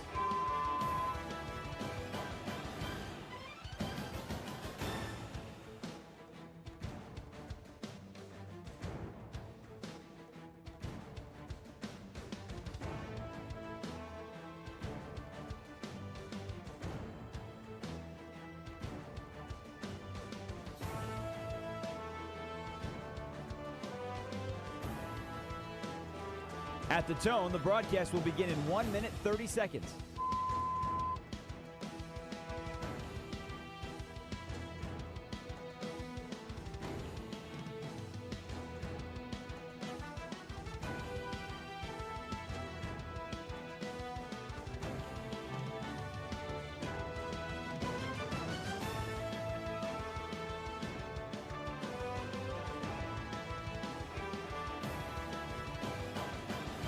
At the tone, the broadcast will begin in 1 minute.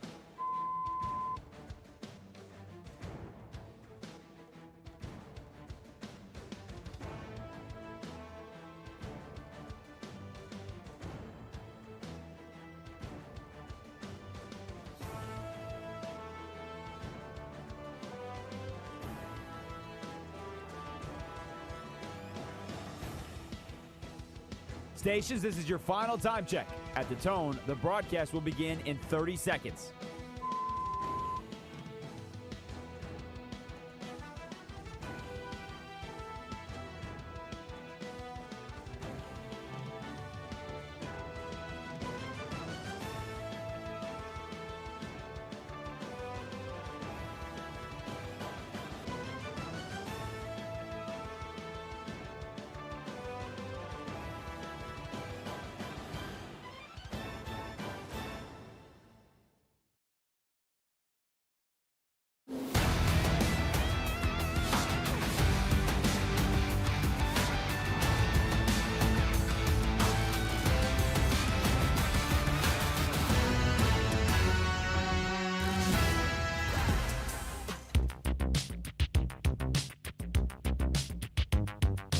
Westwood One Sports presents Josh Graham.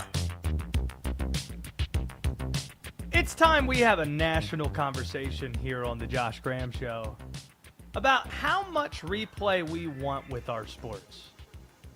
Sincerely, here's the question. How much replay and officiating oversight is too much? Where's the line? Where do we draw it? 310-840-4910 if you want in. 300 markets across America and Canada. At the World Cup, FIFA VAR has unfortunately been a central storyline. And if the NFL isn't careful, if Roger Goodell isn't paying attention to this, this could be what we see in football with the rise of replay assists. Just look at what's happened in the last 10 days of the World Cup. It's gone well beyond correcting the obvious calls. Blatant offsides, a mishandball, a goal that is correctly called or incorrectly because the ball's over the line or vice versa. But look what we're doing now. It's the Flo Balogun red card with the U.S. Originally not called a yellow, but some shadowy figure in a room upstairs says, hey, we need to stop the game, and then Flo Balogun shown red. We saw Egypt had a goal removed because of a foul that happened well behind the play. Norway, Egypt. That was filled with controversy yesterday. Norway had a go-ahead goal taken from them because the VAR ref felt that Erling Haaland pushed a player too forcefully off the ball, yet VAR wasn't able to capture a goal kick hitting a sky cam that directly led to an England goal? Really? Then you get the nightcap. The officials use VAR to give a second yellow to a Switzerland player, essentially for flopping, and they ejected him suspiciously right after Switzerland tied up the monster power juggernaut that is Argentina. And it's hard not to think nefarious reasons here. You don't have to be Conspiracy Josh or a conspiracy theorist to think, these smaller nations are the ones getting screwed at the expense of these massive, massive brands that it would benefit FIFA they advance? Norway getting screwed twice against England? Egypt against Argentina? Switzerland against Argentina as well? And again, we're not that guy. We're not generally that guy, but this is what you invite when people don't quite know who exactly it is that's calling the shots. And that's what we're getting to the level of with VAR. And this is a path that we're heading down when it comes to the NFL replay assists. Football continues to expand the powers of replay assists capabilities. And if you're not aware of what replay assist is by this point, it's where Calls just get corrected without going to a review. Somebody upstairs just tells the referee what the right call is, and for blatant and obvious examples, they just get it right. Okay, that sounds great. Awesome. The problem is, last season, there were controversial examples where they made rulings that weren't right. They waded into judgment call territory. They allowed a Kyle Pitts touchdown that was originally called incomplete against Tampa. You had a key Houston first down being given at Arrowhead. Yet there was a correctly called Puka Nacua third down catch in the slot against Philly that replay assist said wasn't a catch. And Sean McVay said, yes, it was. He challenged the ruling from replay assist and ended up being right.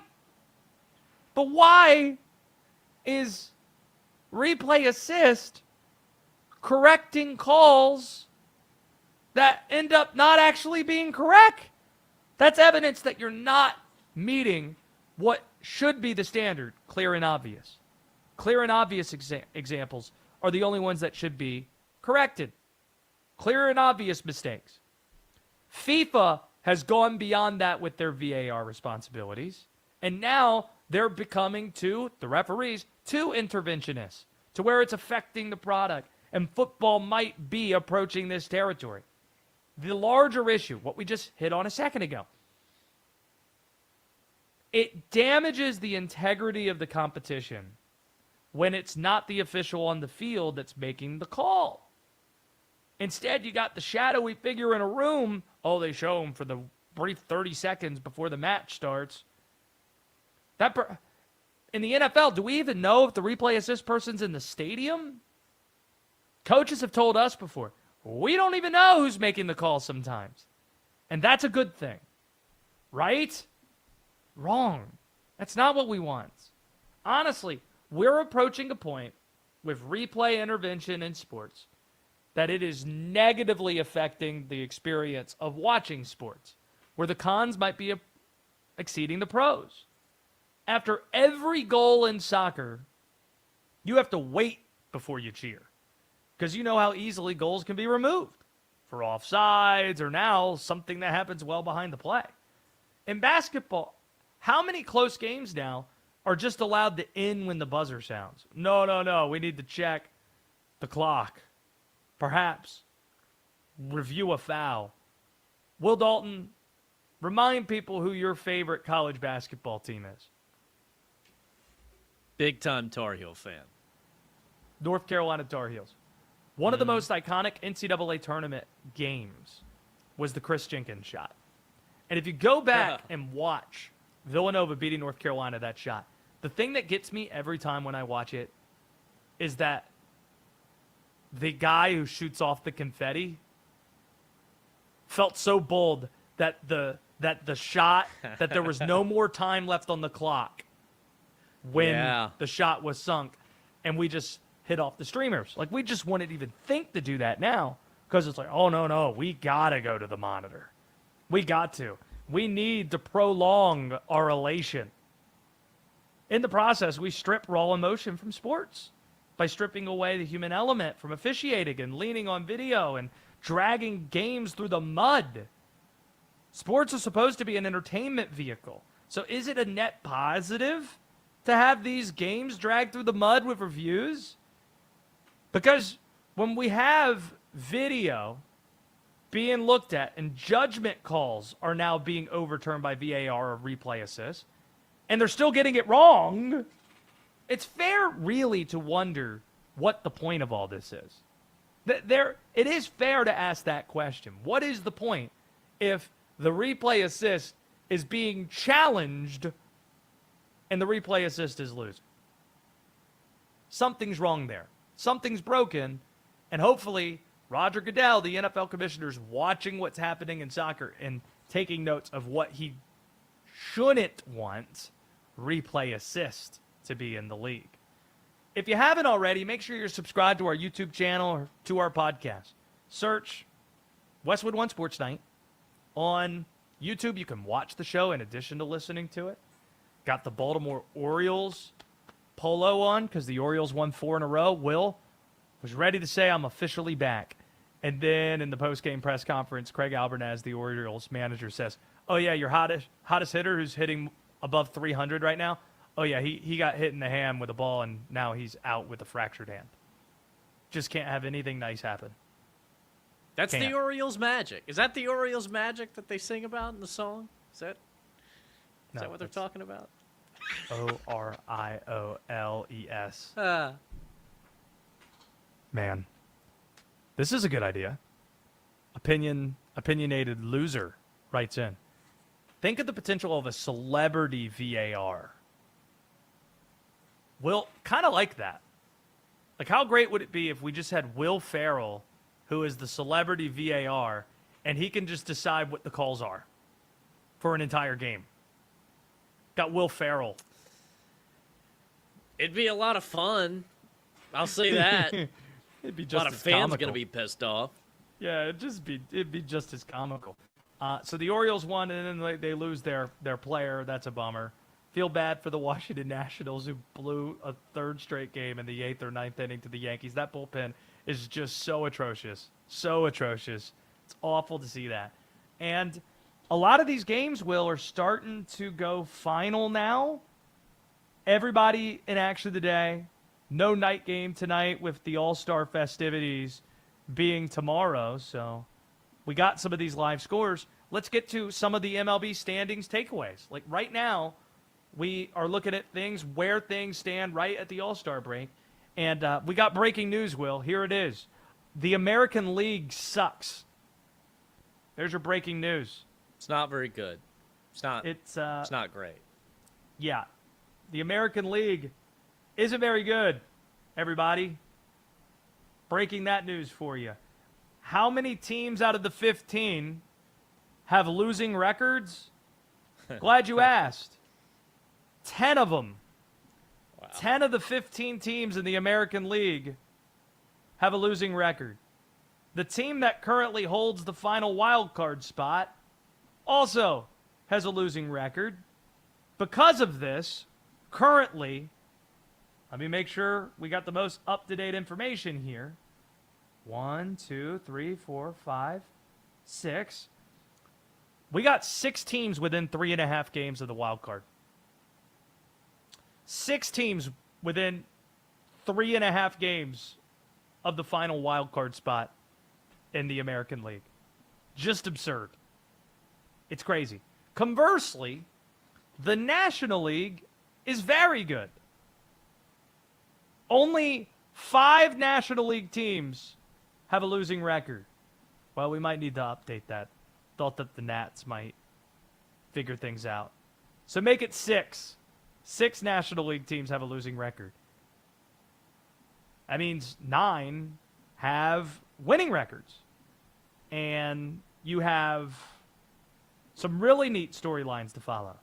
The NL East, the NL Central, tremendous divisions. The NL West is not very good, except for the Dodgers. The Dodgers, how nuts is this? So, the LA Dodgers lost the last 2 nights, Will Dalton. Have you followed this?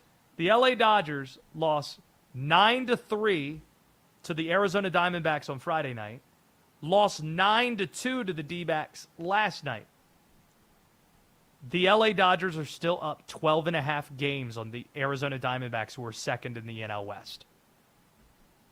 Just insane. That is true.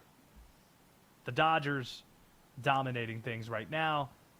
That's a bummer of a headline, too, when you consider the ruining baseball conversation and the labor talk, all that. But let's keep things positive for a moment.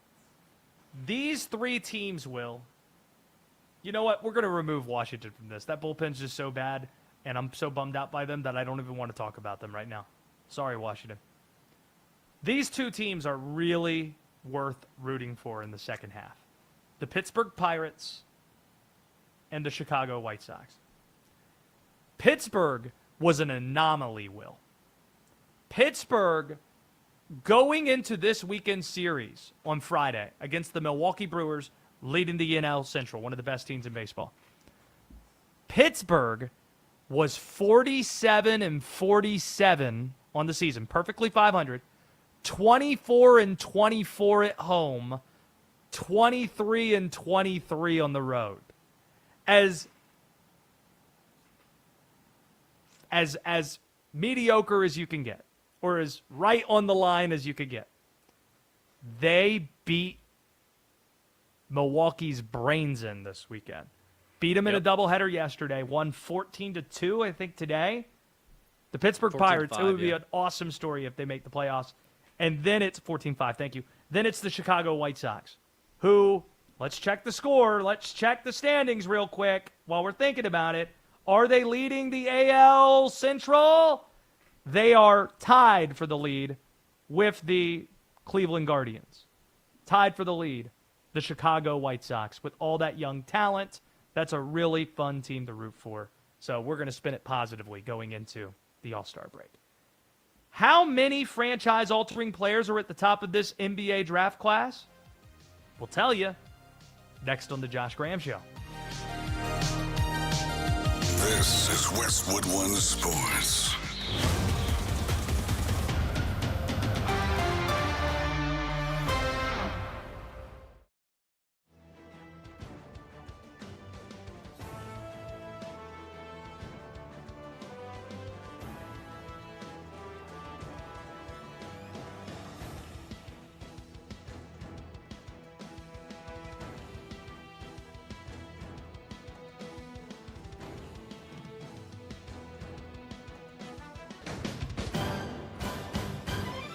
At the tone, the broadcast will begin in 4 minutes, 30 seconds.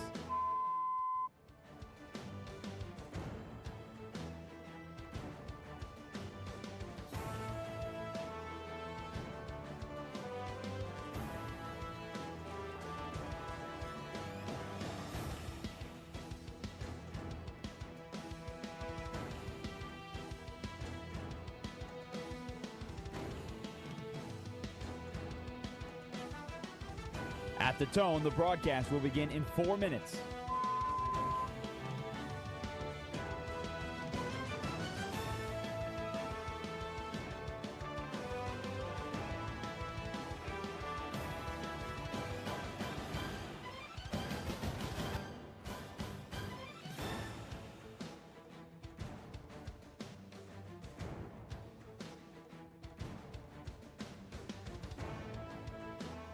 At the tone, the broadcast will begin in 3 minutes and 30 seconds.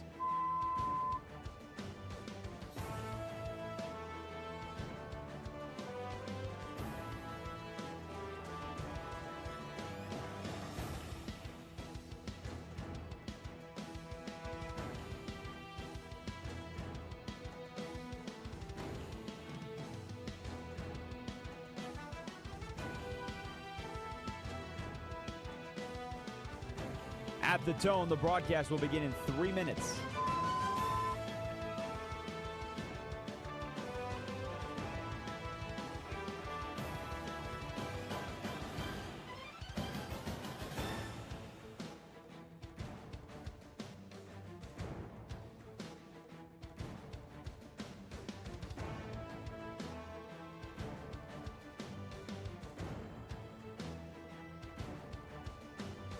At the tone, the broadcast will begin in 2 minutes, 30 seconds.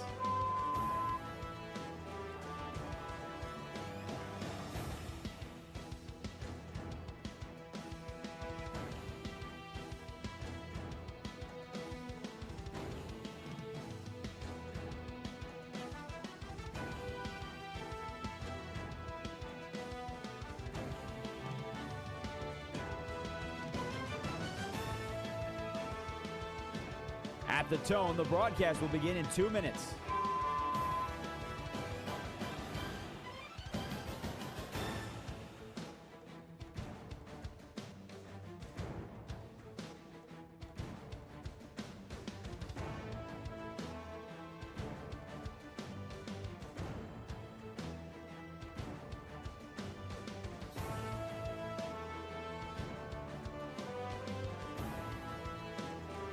At the tone, the broadcast will begin in 1 minute, 30 seconds.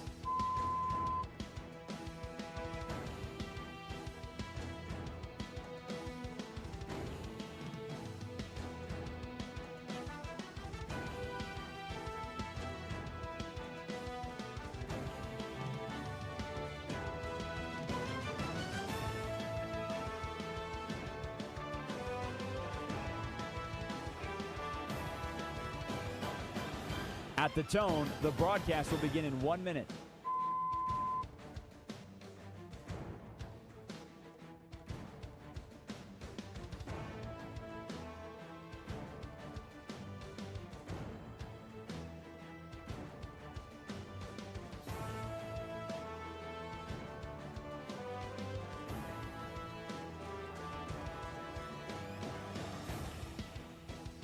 Stations, this is your final time check. At the tone, the broadcast will begin in 30 seconds.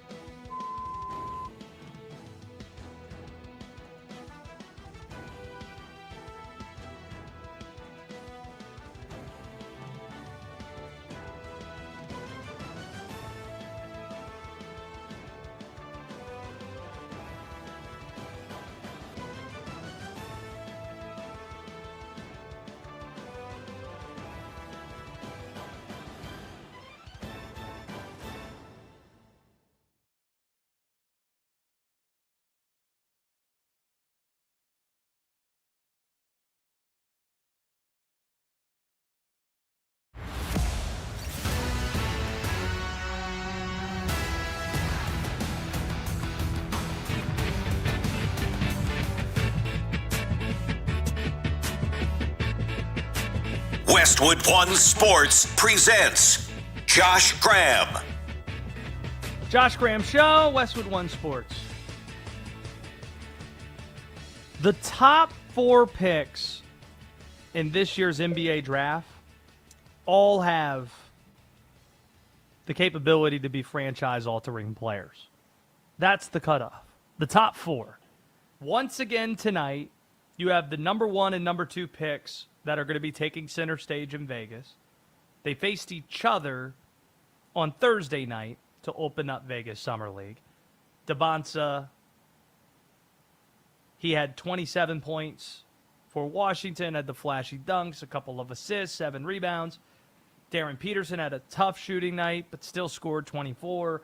Fabulous in Salt Lake Summer League last weekend. But you have A.J. Dabonsa's Wizards facing Darius Acuff and the Sacramento Kings at 8 p.m. Eastern Time. At 10 p.m., both these games on Prime Video, you have Darren Peterson's Jazz going up against the number 5 pick, Keaton Wagler, and the L.A. Clippers. So we know those guys have been talked about ad nauseum. They can be franchise-altering players. After Caleb Wilson's Summer League debut, you better include him along with the other 3. We have firmly planted our flag on Caleb Wilson Mountain, talking about him being the best player in this draft, winning Rookie of the Year. He has the best physical tools, and what we saw on Friday night, he smashed the scoring record for a Summer League debut with 35 points. We listened for months. Folks suggest that this guy can't shoot from 3. You know, the draft nerds. Oh, he's not a shooter. That shot's broken. Meanwhile, Will Dalton and I, we were watching the guy in person. And we're like, he can get buckets. That stroke does not look bad. So after being knocked for not being able to shoot threes, what does he do? He pulls 11 of them and hits 7. 7 of 11 from 3. Oh, that guy can't shoot threes. Watch out. This guy's going to take off. We never felt it was a top 2 in this draft or even a top 3. It's a top 4. And these are the 4 guys. And when you talk to Caleb Wilson, you love him even more. He's the type of kid, when you hear him speak, you're like, who are his parents? Because he has his head screwed on right. He's got the makeup of a star. Like, take what he said after the dazzling performance. You probably saw the numbers. You maybe saw some of the highlights, some of the dunks. But afterwards, a Summer League game. He's the story. He had 35. This is what Caleb Wilson said about his dazzling performance. Didn't hear that. We lost. I mean, that's my goal, to come here and win. So, I mean, of course it's cool. Somebody gonna break it one day, like they always do. So, you know, I'm happy that I got the record, and I'm ready to move on to what's next. We got another game coming up soon. What a mindset. Hey, You just broke this record. Most guys would stick their chest out and say, this is why I'm going to win Rookie of the Year. Oh, man, they doubted me and whatever. Make it about you. No, we lost. Yeah, it's a summer league game, but this is about winning and losing. We lost. That's exactly what you want to hear your star say. And don't let us forget about Cam Boozer in Memphis either. Cam Boozer's 18. When Cam Boozer starts this season, he will be the youngest player in the NBA. But when you watch Cam Boozer play, he looks like a 10-year vet. He had 23 points against Caleb Wilson on Friday night, had the 2 clutch free throws to put the game away, win the game for his team. All Cam Boozer, all Cam Boozer does is win at every single level. In high school, winning state titles. Mr. USA basketball in consecutive seasons. The last guy to have done that was named LeBron James. You might have heard of him. 3 losses at Duke. National Player of the Year. Better numbers than what Cooper Flagg put up the year before. Cam Boozer isn't to be overlooked. And the ceilings for these 4 players, it's incredibly high. And when we talk about how good this draft class is, yeah, you can find some decent starters for you once you get past the first 4 picks. The top 4 picks are the dudes. These are the franchise-altering players. These are guys that could be the best players on title teams. These are the guys that potentially could win an MVP one day. Dabonsa, Peterson, Wilson, Cam Boozer, those are the 4. And that's what should excite you from the limited sample that we already have during Summer League. Sponsored by Progressive Commercial Insurance, this segment is protecting small businesses with affordable coverage options. Get a quote today at progressivecommercial.com. Unusual Questions is 15 minutes away. If you're new to the proceedings, Unusual Questions is where we give you the opportunity to ask us anything. And it's the highlight of our weekend. 1 segment every weekend, your chance to give us a call and ask us something. It's fun when it's sports, but it's usually more fun when it isn't. Did you see the question that was asked of us on Free For All Friday, on Friday night, Will? What did it have something to do with scrambled eggs and fried chicken or something like that? Thought it was an unusual question. Somebody called, and it wasn't Mondo that was taking the phone calls. It was our guy Oliver, who just wrote in the chat, this guy from Baltimore, and in the parentheses it says, he's probably stoned, is all it said. And went to the caller, and the question was, is scrambled eggs the same thing as fried chicken? That was the question. And I thought, that's an unusual question. And it's very unusual. We'll see what we have when we get there 15 minutes from now. This might be considered a hot take, but we talk too much about wide receivers. In our football discourse, that's a position that takes up too much of the oxygen relative to the value that you bring to a football team, the amount you impact winning. Think about this offseason. Stephon Diggs, Brandon Ayuk, A.J. Brown. These are dominant storylines. They still are. The reality is, wide receiver is the most over-discussed, overrated position in the sport. But don't just take it from me. Listen to Tom Brady. Tom Brady was on the New Heights podcast, Travis and Jason Kelsey's vehicle, and essentially credited the Patriots' evaluation of that position, how they valued wide receiver, as being a key factor in the New England dynasty. Because, okay, our team was built differently than a lot of others. Like, we didn't always have the highest paid players. In fact, when a lot of guys would have a chance to get free agent contracts, Bill would, trade those guys and let them get paid somewhere else. And then we'd have to replace them with lesser talented players. One position that's unique in the NFL is receiver. Yeah. Like Jamar Chase makes $40 million a year. T. Higgins makes 30. Tyreek Hill was making almost 30. We didn't have those players. So we had to find production from other areas, and slot receivers in the NFL don't get paid top dollar for receiver. I would argue, would you rather be fast or have great short area quickness? I'd rather have short area quickness. Yeah. Football is a game of quickness, not speed. Short air quickness. Translation, more cheaper slot guys than high-paid deep threats. How many Super Bowls did New England win with Randy Moss? 0. They won them with Troy Brown and Julian Edelman and Danny Amendola.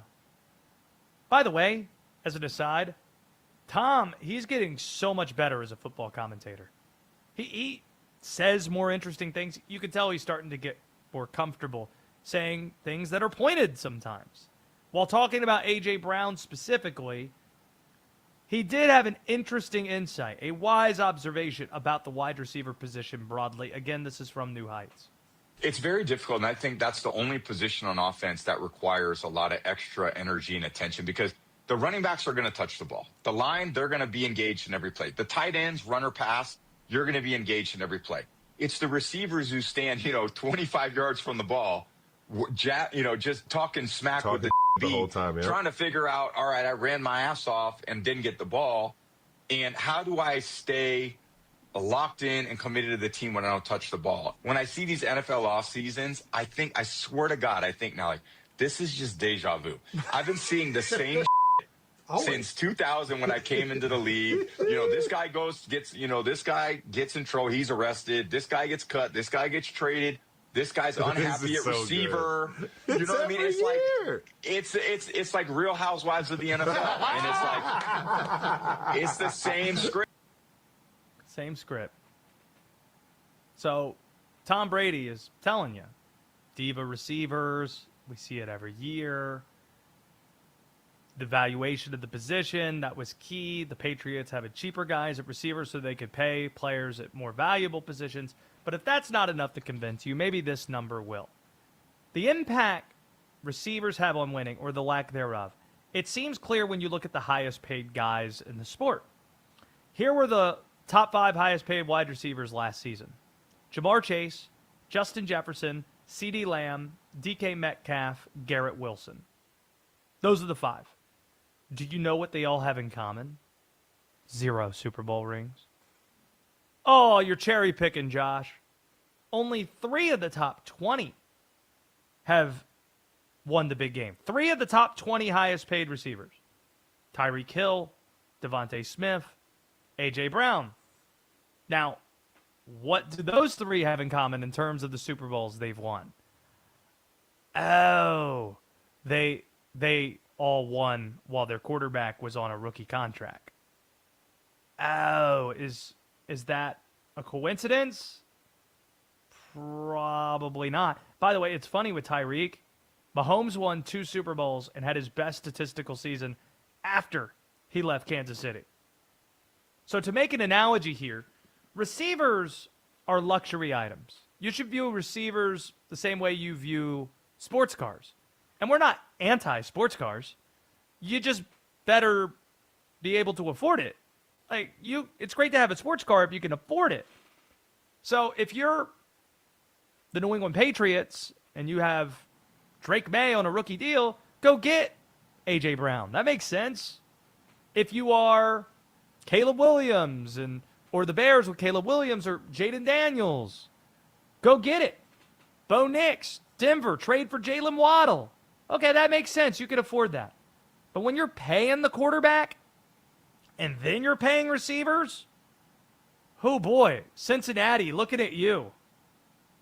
Oh boy. Can name other examples too. It's like in a salary cap sport. When you are paying the quarterback and paying the top receiver, it's the equivalent of buying a sports car when you're struggling to pay the light bill. Because you could use that money on the O-line or on the D-line, on the front 7, rather than going with the receiver. This is honestly why we haven't spent a lot of time talking about Brandon Ayuk. Because, first off, He's just talking. There's nothing the Niners can do. They can't release him or trade him until he files for reinstatement from the team. So all the stuff he's saying is nonsense until he's willing to do that, and you shouldn't listen to a word he says until he does that. But regardless of if he's on the Niners or Commanders, it doesn't really move the needle that much. The Niners, they're going to be a great team regardless. Washington's going to be okay, whether they have Ayuk or not. So why do we spend all this time talking about receivers? Why does it command the oxygen in the room, take it out of the room in conversation and the discourse? Well, the answer is obvious if you think about it for more than 5 seconds. It's because of fantasy football. Fans love fantasy. They do. And while Garrett Wilson and Justin Jefferson and Jamar Chase and CeeDee Lamb aren't winning Super Bowls, having them on your fantasy team helps you win a title. These are the guys that scored the touchdown, so yeah, they're gonna get more attention. They can help you win your fantasy league while they lose in the playoffs. That's why we pay as much attention to wide receivers as we do. We shouldn't, but we do. Wide receiver is the most overrated, over-discussed position in the NFL. The highlight of our weekend has arrived. It is your chance to ask us anything, sports-related or not. Generally more fun when it's not sports-related. It's a segment we call Unusual Questions. 310-840-4910 if you want in. 310-840-4910. Call us now. Plus, we have some breaking college sports news that we need to get to as well. That and Unusual Questions next on The Josh Graham Show. We know you're jonesing for some football just like we are. NFL training camps begin opening in 10 days. And yes, we're counting. Your home for the NFL. Westwood One Sports.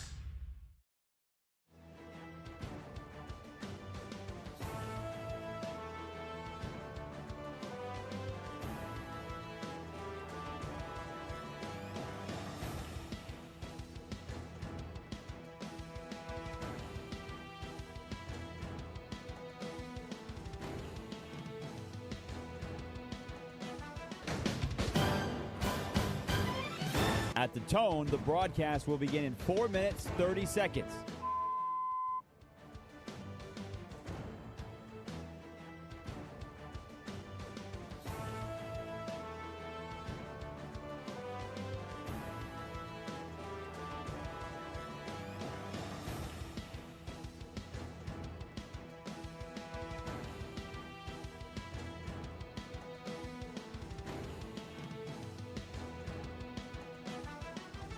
At the tone, the broadcast will begin in 4 minutes.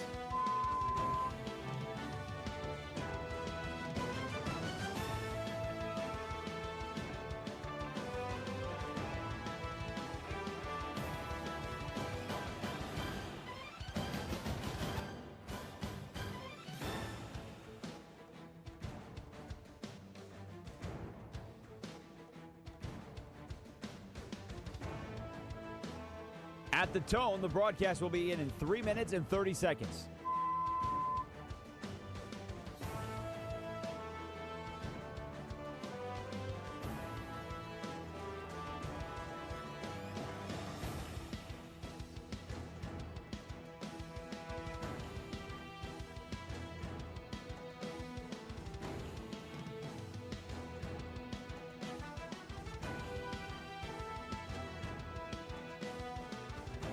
At the tone, the broadcast will begin in 3 minutes.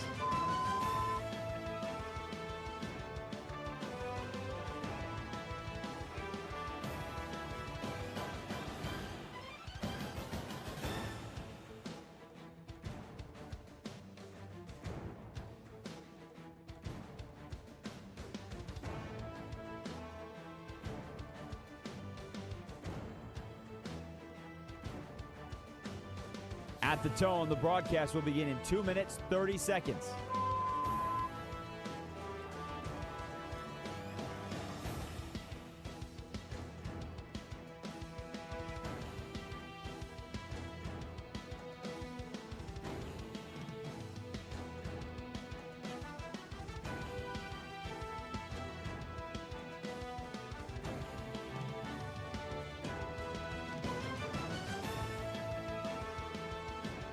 At the tone, the broadcast will begin in 2 minutes.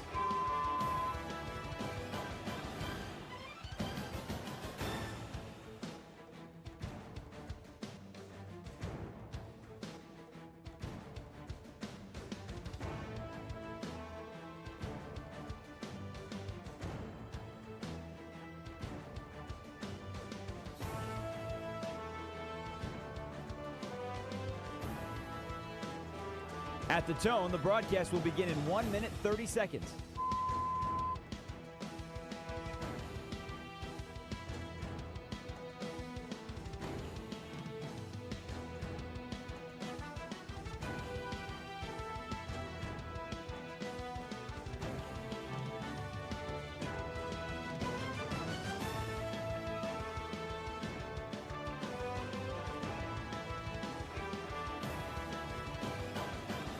At the tone, the broadcast will begin in 1 minute.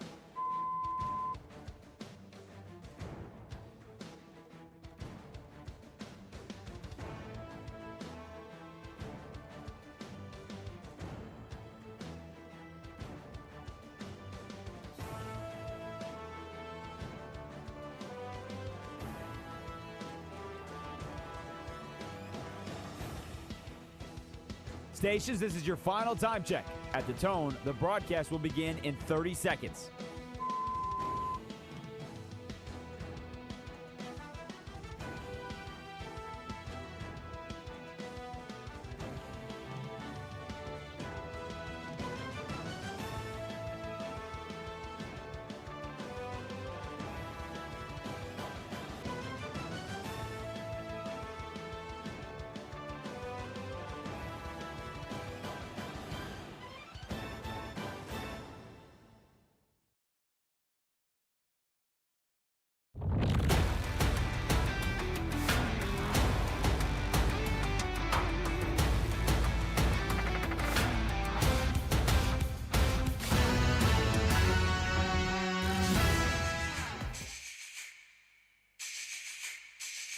Westwood One Sports presents Josh Graham.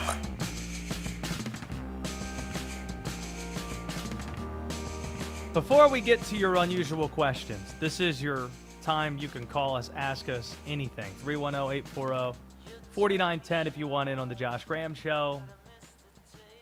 Michigan's athletic department might be seeing new leadership, and this looks like a giant mess in Ann Arbor. Remember the Sharon Moore deal where he gets fired in December and they quickly replace him with Kyle Whittingham? Sharon Moore, who took over for Jim Harbaugh after they won the title at Michigan, he left back to go to the NFL. Don't forget that there was the Connor Stallions controversy too that happened on Michigan's watch. Well, Michigan wasn't kidding when, as a university, they said they were going to do an independent investigation about the culture of their athletic department. That is expected to be released on Thursday, according to Pete Thamel and Dan Wetzel. Now, folks who are close to the scene in Michigan believe that buyout negotiations are already being discussed when it comes to A.D. Ward Manuel in Michigan. That they're looking to let go of Ward Manuel at a time where generally you're not really making AD hires, and this might be the most appealing job that you can get in college sports. Michigan just won the national championship in basketball, won the championship in football just a few years ago. One of the premier athletic departments there is.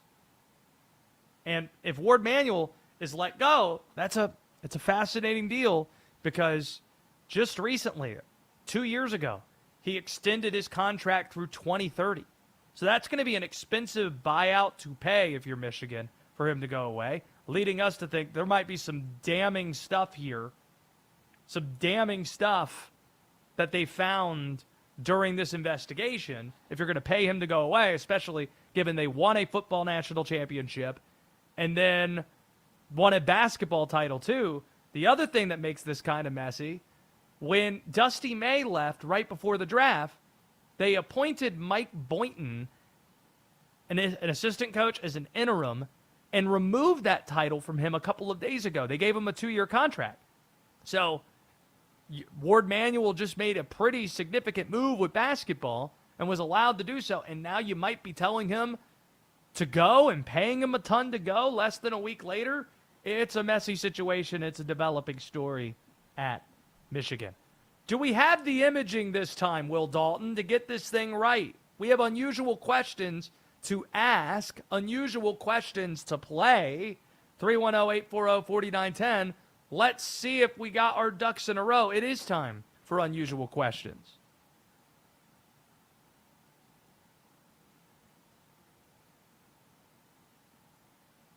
(310-840-4910) if you want in on the program.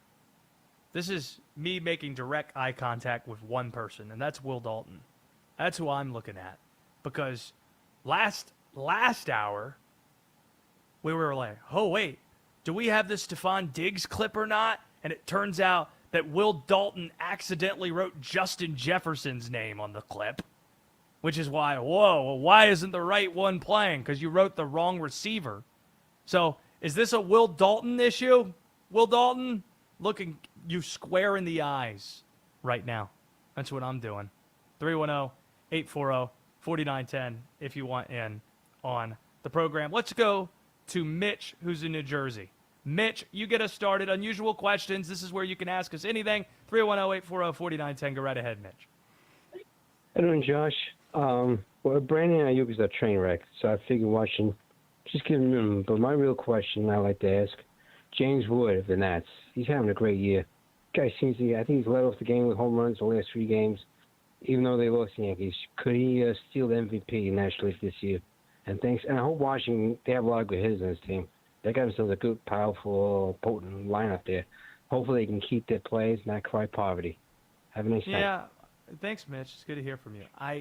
Good question. The problem I have with Washington, appreciate the call, is that you can't really win those big awards, AL MVP, NL MVP, unless you're Shohei Ohtani or Mike Trout doing absolutely something crazy, and unless your team's really good. That's the problem. The Nats, they should be one of the best teams in the National League right now. We brought up this stat yesterday that nobody's had more save opportunities in baseball than the Nats have, which means you should be winning pretty much most of those games. If you have a save opportunity, you should be winning more games than most of the teams if you have the most save opportunities. Well, Washington's on pace to have more blown saves than any team in Major League Baseball history. And this weekend is just a microcosm of it, where you have the best offense in baseball, as Mitch correctly noted there. You have amazing players such as James Wood, but then you're up 3-2 in the 9th, and Jazz Chisholm hits a home run to put the Yankees in front. They win that game. And then on yesterday, they're up 2-0 in the 8th. You get a great dazzling start. You homer off the first pitch, James Wood does, off of Cam Schlittler, and then you allow a 4-run 8th, and you end up losing that game. Then you get to today, game before the All-Star break, and Washington, once again, jumps out to a 2-0 lead. Game's tied at 2. You catch a break in the 7th. There's an error, Jazz Chisholm overshooting the first baseman, and they score a run. They go up 3-2. 8th inning, they're in the pen, and it's a 3-run 8th inning. You end up losing the game 5-3. That's 3 games, 3 blown leads, and the National League's too good to have you lose that often. So is James Wood talented enough to win the awards you're talking about? Yes. However, the problem ultimately is that the team isn't good enough. Let's go to Mike. He's in Boise. 310-840-4910. Unusual questions. Mike, what is your unusual question?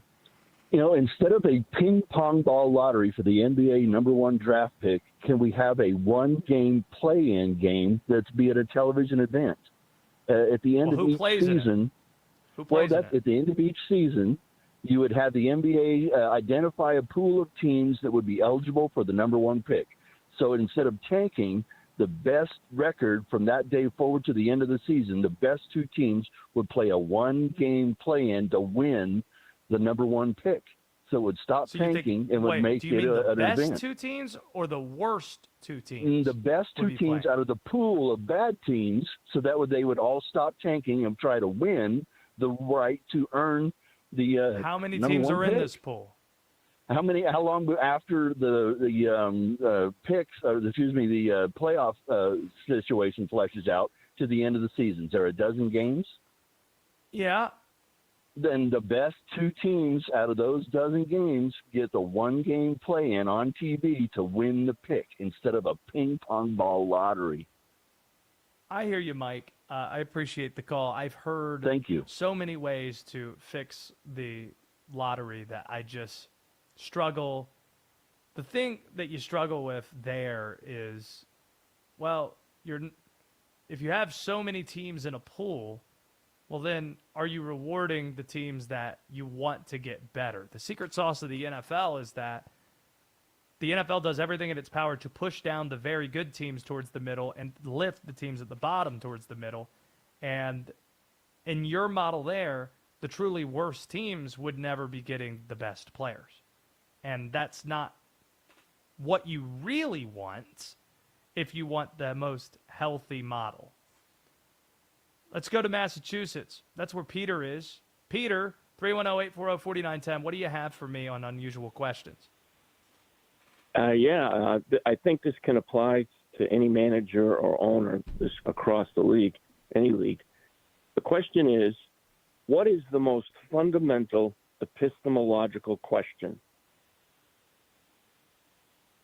In what sense?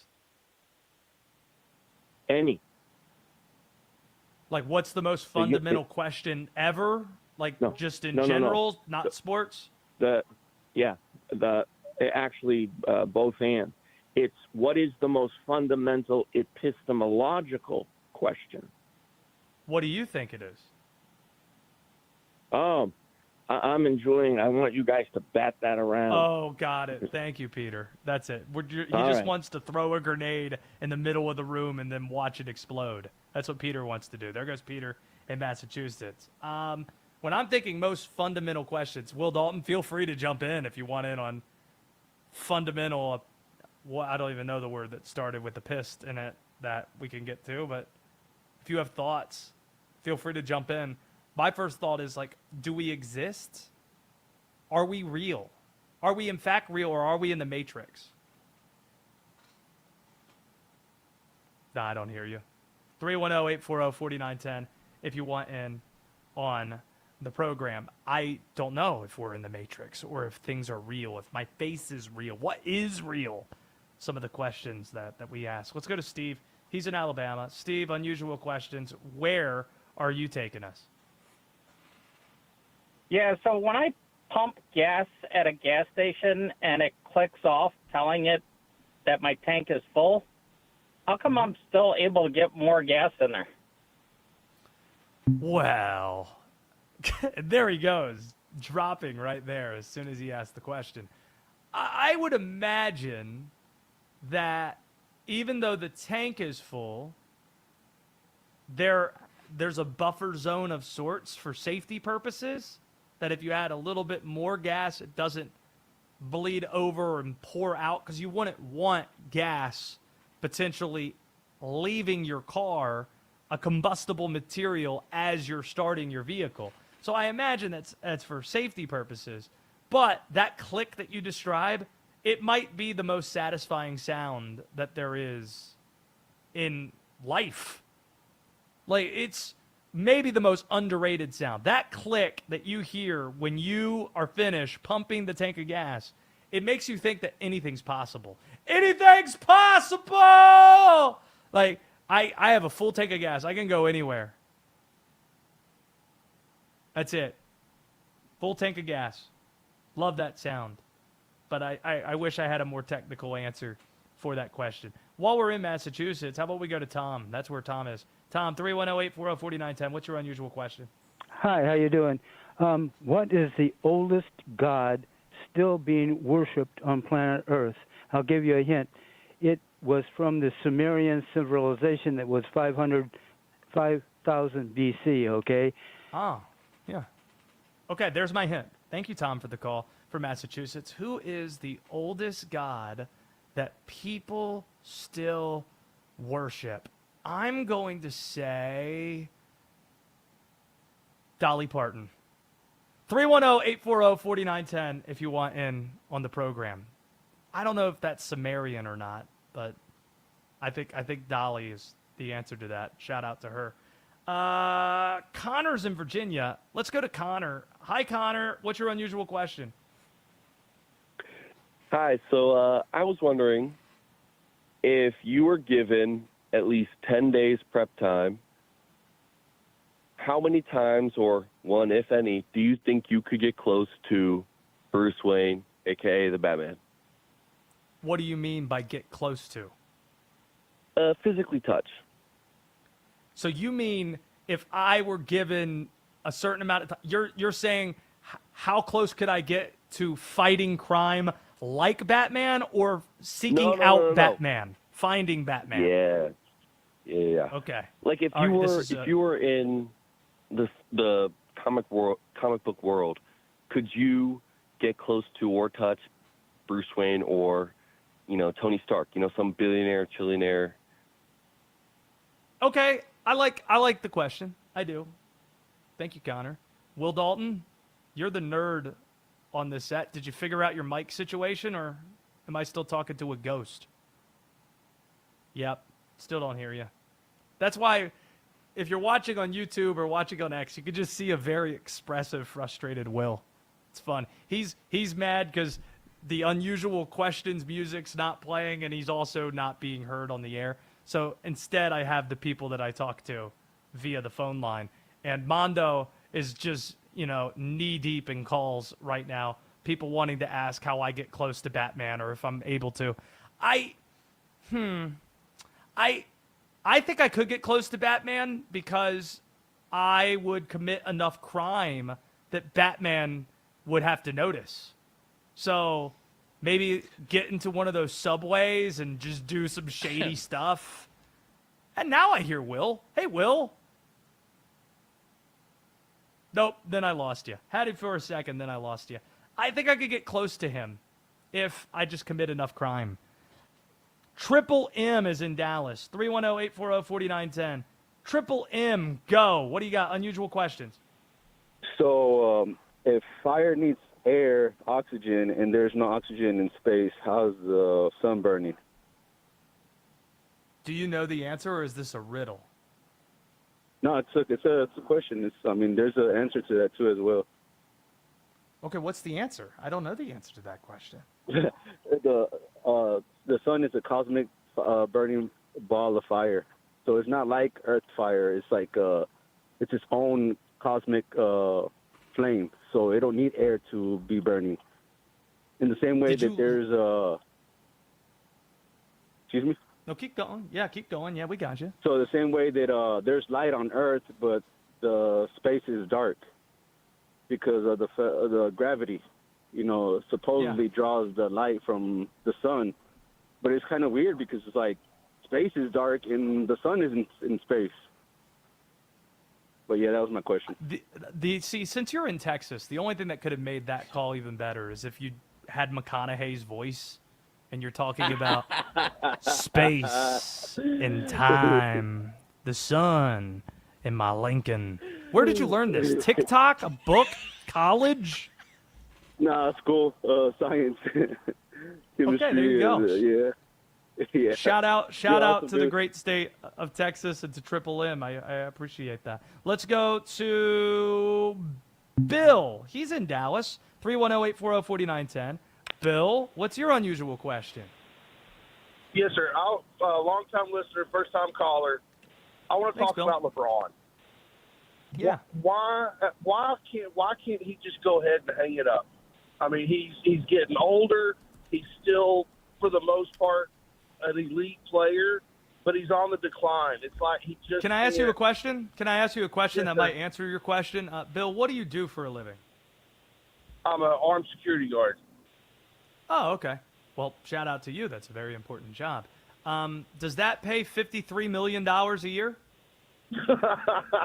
No, sir, it doesn't. But I Would mean, you, he's if you were a declining security guard and you had the chance to make $50 million playing a sport another year, would you do it? not to make myself look bad, no. You can make me look pretty bad, You know what Bill, I'm saying? and I'll take the 50 mil. I'll take the 50 mil. Yes, sir. You can say whatever you want about me. You can say whatever you want about All my right, mama, all right, and I'll all still right. make the 50 mil. All right. There goes Bill brother. in Thank Dallas. you. That's great. There it is. All right. My Lincoln. I want to go to AD in Dallas. We got calls from Dallas. Let's just take them. AD, do you got a McConaughey impression, or do you want to go somewhere else? Curious. I think her name Kelsey. I forgot her last name. The lady that did the rowing across the Pacific from California to Hawaii. Yeah. And my question is, how bad do you think you would smell if you was on the water for 40-something days? And do you think you have the courage or adventurous enough to pull that off? No. To answer your question shortly, AD, I appreciate it. No. Thanks for the call. I don't think Yes, sir. I could do that. And in terms of the funkiness, if you thought Dan Hurley's suit smelled because he never has a different suit due to superstition, yeah. Funky is a good word to put it, or a good way to put it. It's a good adjective to use there. In Ohio, that's where Frank is. Frank, what is your unusual question? What is the highest number possible? Is there an answer to that question? Yes, most people say infinity, but that's not the answer. The What answer is? is a Googaloo, and that's why Google is named Google, because the highest number possible is Googaloo. And that's why it's Google is named interesting. Google. See, I was about to say that. Thank you, Frank, for the call. The reason why is because Mondo just said in my ear that he is taking a Googaloo amount of phone calls during this segment. Unusual questions is what it's called. Sean's in Chicago. Sean, we got two more to do here. What's your unusual question? Okay, I don't want to be controversial because maybe it sounded that way to your producer. By the way, great show. Why do women's professional tennis players, when they play and win a major, why are they making, well, maybe not with Wimbledon, but every other one, why are they making the same amount as men when, one, they don't play 3 out of 5, 2, technically we all know they're not as good as the male players, and I don't mean to be, disparaging about women, but they're not. And then finally, they don't even get better ratings overall during the year. So why do they make as much money as the guys? Oh, I appreciate the question. I think that Dan Patrick had that question to ask Kathy Engelbert this weekend of the WNBA, but she was trying to get her shots in from the sand trap. That's where she was, Will. That's where she was. I think that'd be a good question to ask Kathy Engelbert, just to see what she says with the W. I don't know. It's a good question. One more. Sean is in Pittsburgh. Sean, what's your unusual question? Why, even after a season where they don't make the playoffs, will Vegas again this year pick the Baltimore Ravens to be one of the favorites to win the Super Bowl? It is I'll counter your question with a question. Who should be the favorites in the AFC? Why, It'll be even that. after a season where they don't make the playoffs, will Vegas again this year pick them? Oh, I think we lost Sean. I agree with the sentiment. I do. That the Ravens, when they didn't make the playoffs, being the favorites, when they have a new head coach as well, and generally you don't win Super Bowls with a first-year head coach, that is kind of absurd. But then you tell me, who would you have to be the favorite in the AFC? Buffalo? Well, they got a first-time head coach too, and they don't win in the playoffs either. Okay? You want to do the LA? The Bengals? Okay. Did they make the playoffs last year? No, they didn't. The LA Chargers, have they won a playoff game under Justin Herbert? No, they didn't. New England again? You want to do that? Did you watch the Super Bowl? There isn't a good answer. Denver. That's a good answer. All right, there he is. It's a good answer. Will Dalton has solved all the problems, both technically and in the world. He's done it all. Still didn't play the unusual questions music, which I'll give you grief about. I almost cursed. But instead, to make it all up to us, what do we got in Put It to Bed? Close out this program. It is the worst possible excuse to pepper spray somebody. Next. Westwood One. We love sports. We love to laugh. We love hearing from you. Talking sports with you, not at you. This is Westwood One Sports.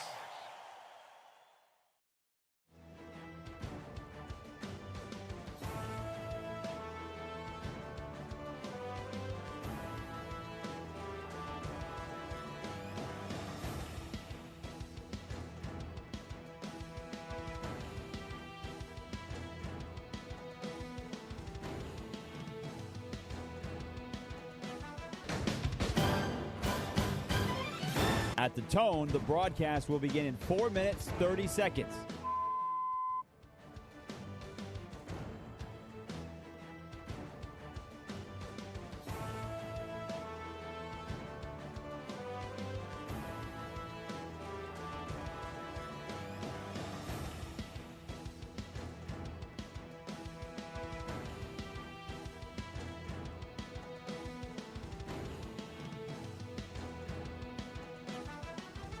At the tone, the broadcast will begin in 4 minutes.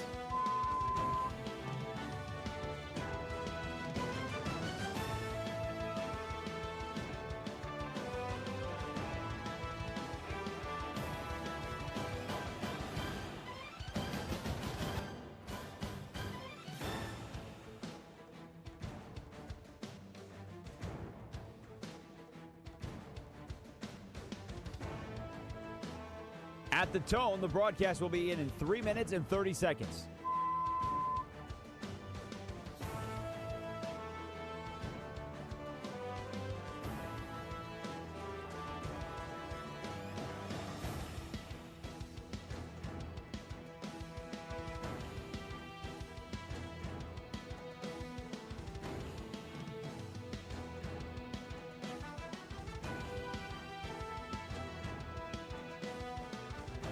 At the tone, the broadcast will begin in 3 minutes.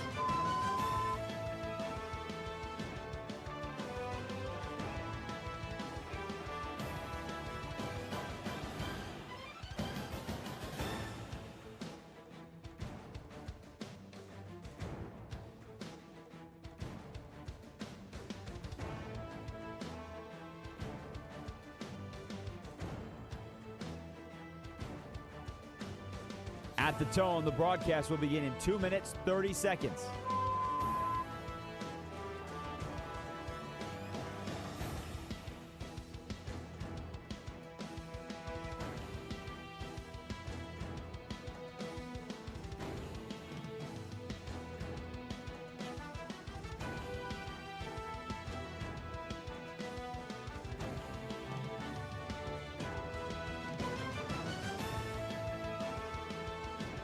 At the tone, the broadcast will begin in 2 minutes.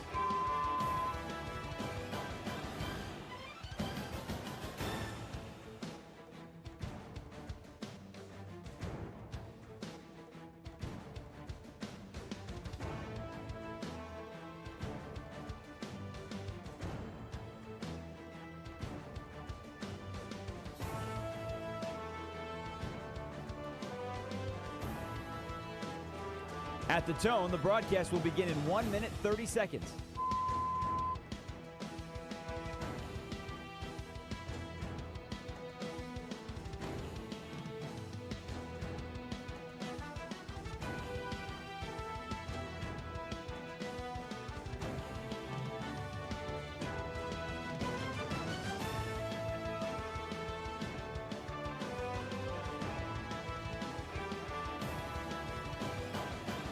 At the tone, the broadcast will begin in 1 minute.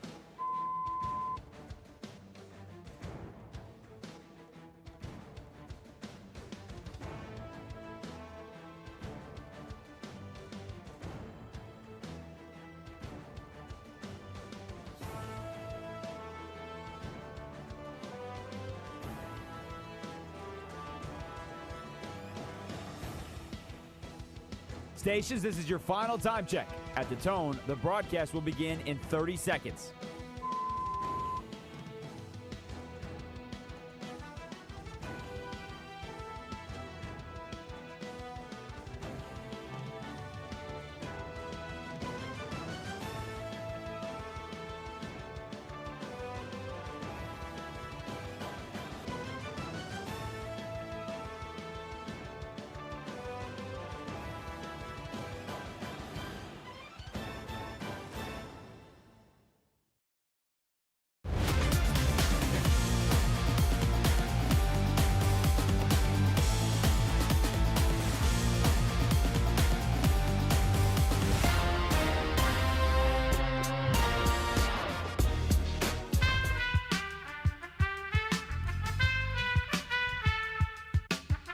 Westwood One Sports presents Josh Graham.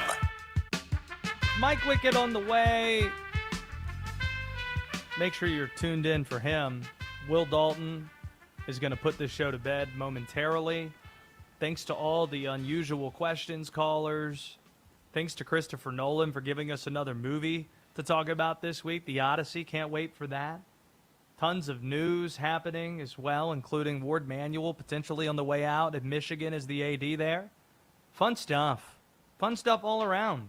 Make sure if you haven't already, you're subscribed to the YouTube channel, searching Westwood One Sports Night. And like, comment, subscribe. All that helps us with the algorithm. It's how you can watch the show in addition to listening to it. If you miss any of our great interviews, including JP Dellacamera, who announced this weekend that this would be his last World Cup that he calls on television. Abby Labar, MLB Network, joining us. You can find that, again, Westwood One Sports Night on YouTube. The podcast is on Apple Podcasts and Spotify, searching Westwood One Sports Night. To close things out, before we pass along the baton to Mike Wickett, let's put this show to bed. Okay, so there's never a good reason to pepper spray somebody. Well, I take that back. Self-defense is the proper reason to pepper spray somebody, but out of the random, there's not a good reason. And in Gainesville, this story came out the other day where apparently at a pet supermarket, this 75-year-old man was taking his dog in there, and when he was coming out, he passed by this family, kids, the whole 9 yards, and he asked the kid or the family, would they like to pet his dog? And they said no. So then he starts to get upset. The family starts to walk away because they're heading into the pet supermarket. And as they're walking away from him and not wanting to pet his dog, he pulls out a can of pepper spray and starts to pepper spray them because he felt disrespected because they didn't want to pet his puppy. Wow. It's so messed up. Deep and profound. It really is. It is. How early is too early to watch The Odyssey after you and I are working on Westwood One Sports Night together Thursday night till about 3 a.m. Eastern Time? How early? I mean, I feel like they would have some showings around like maybe 4. There's some during the day on Thursday too. Ooh, there you let go. me see if there's some IMAX options available. Need to find Gotta be some IMAX. Yeah, we gotta figure it out and get to the bottom of this. That's what we need to do. I want to get the IMAX popcorn bucket. That's what I want. Yeah, I'm about to mock you for liking things like that, but then again, I went to McDonald's and got a Thierry Henry cup. Yeah. And you have the Carolina Hurricanes beer skate, so yeah, marketing works. For those who don't know, it sure does. Marketing works. We just need to figure out a way to watch The Odyssey. Did you read The Odyssey when you were in school? It's a book? Will. It's a book? What? It's a book? The A Odyssey? novel? By No. Homer? No. Will. I didn't know it was based on a book. I mean, I'm sure there's stories like it, but I didn't know like The Odyssey was. I didn't know this. Do you know what the Iliad is? I've heard of it. Does it? It Have sounds you? like a structure of some kind. The Iliad. The Iliad is another literature writing by Homer. The Iliad and the Odyssey. It's one of the great, most popular, well-known pieces of literature ever from the Greeks. It's an epic. I mean, I've heard of the Trojan horse, and I know that's in it. Heard enough from you. You've said enough. Mike Wickett, want your play-by-play reaction to this to lead off your show. Because this has been, mercifully, the Josh Graham Show. This is Westwood One Sports.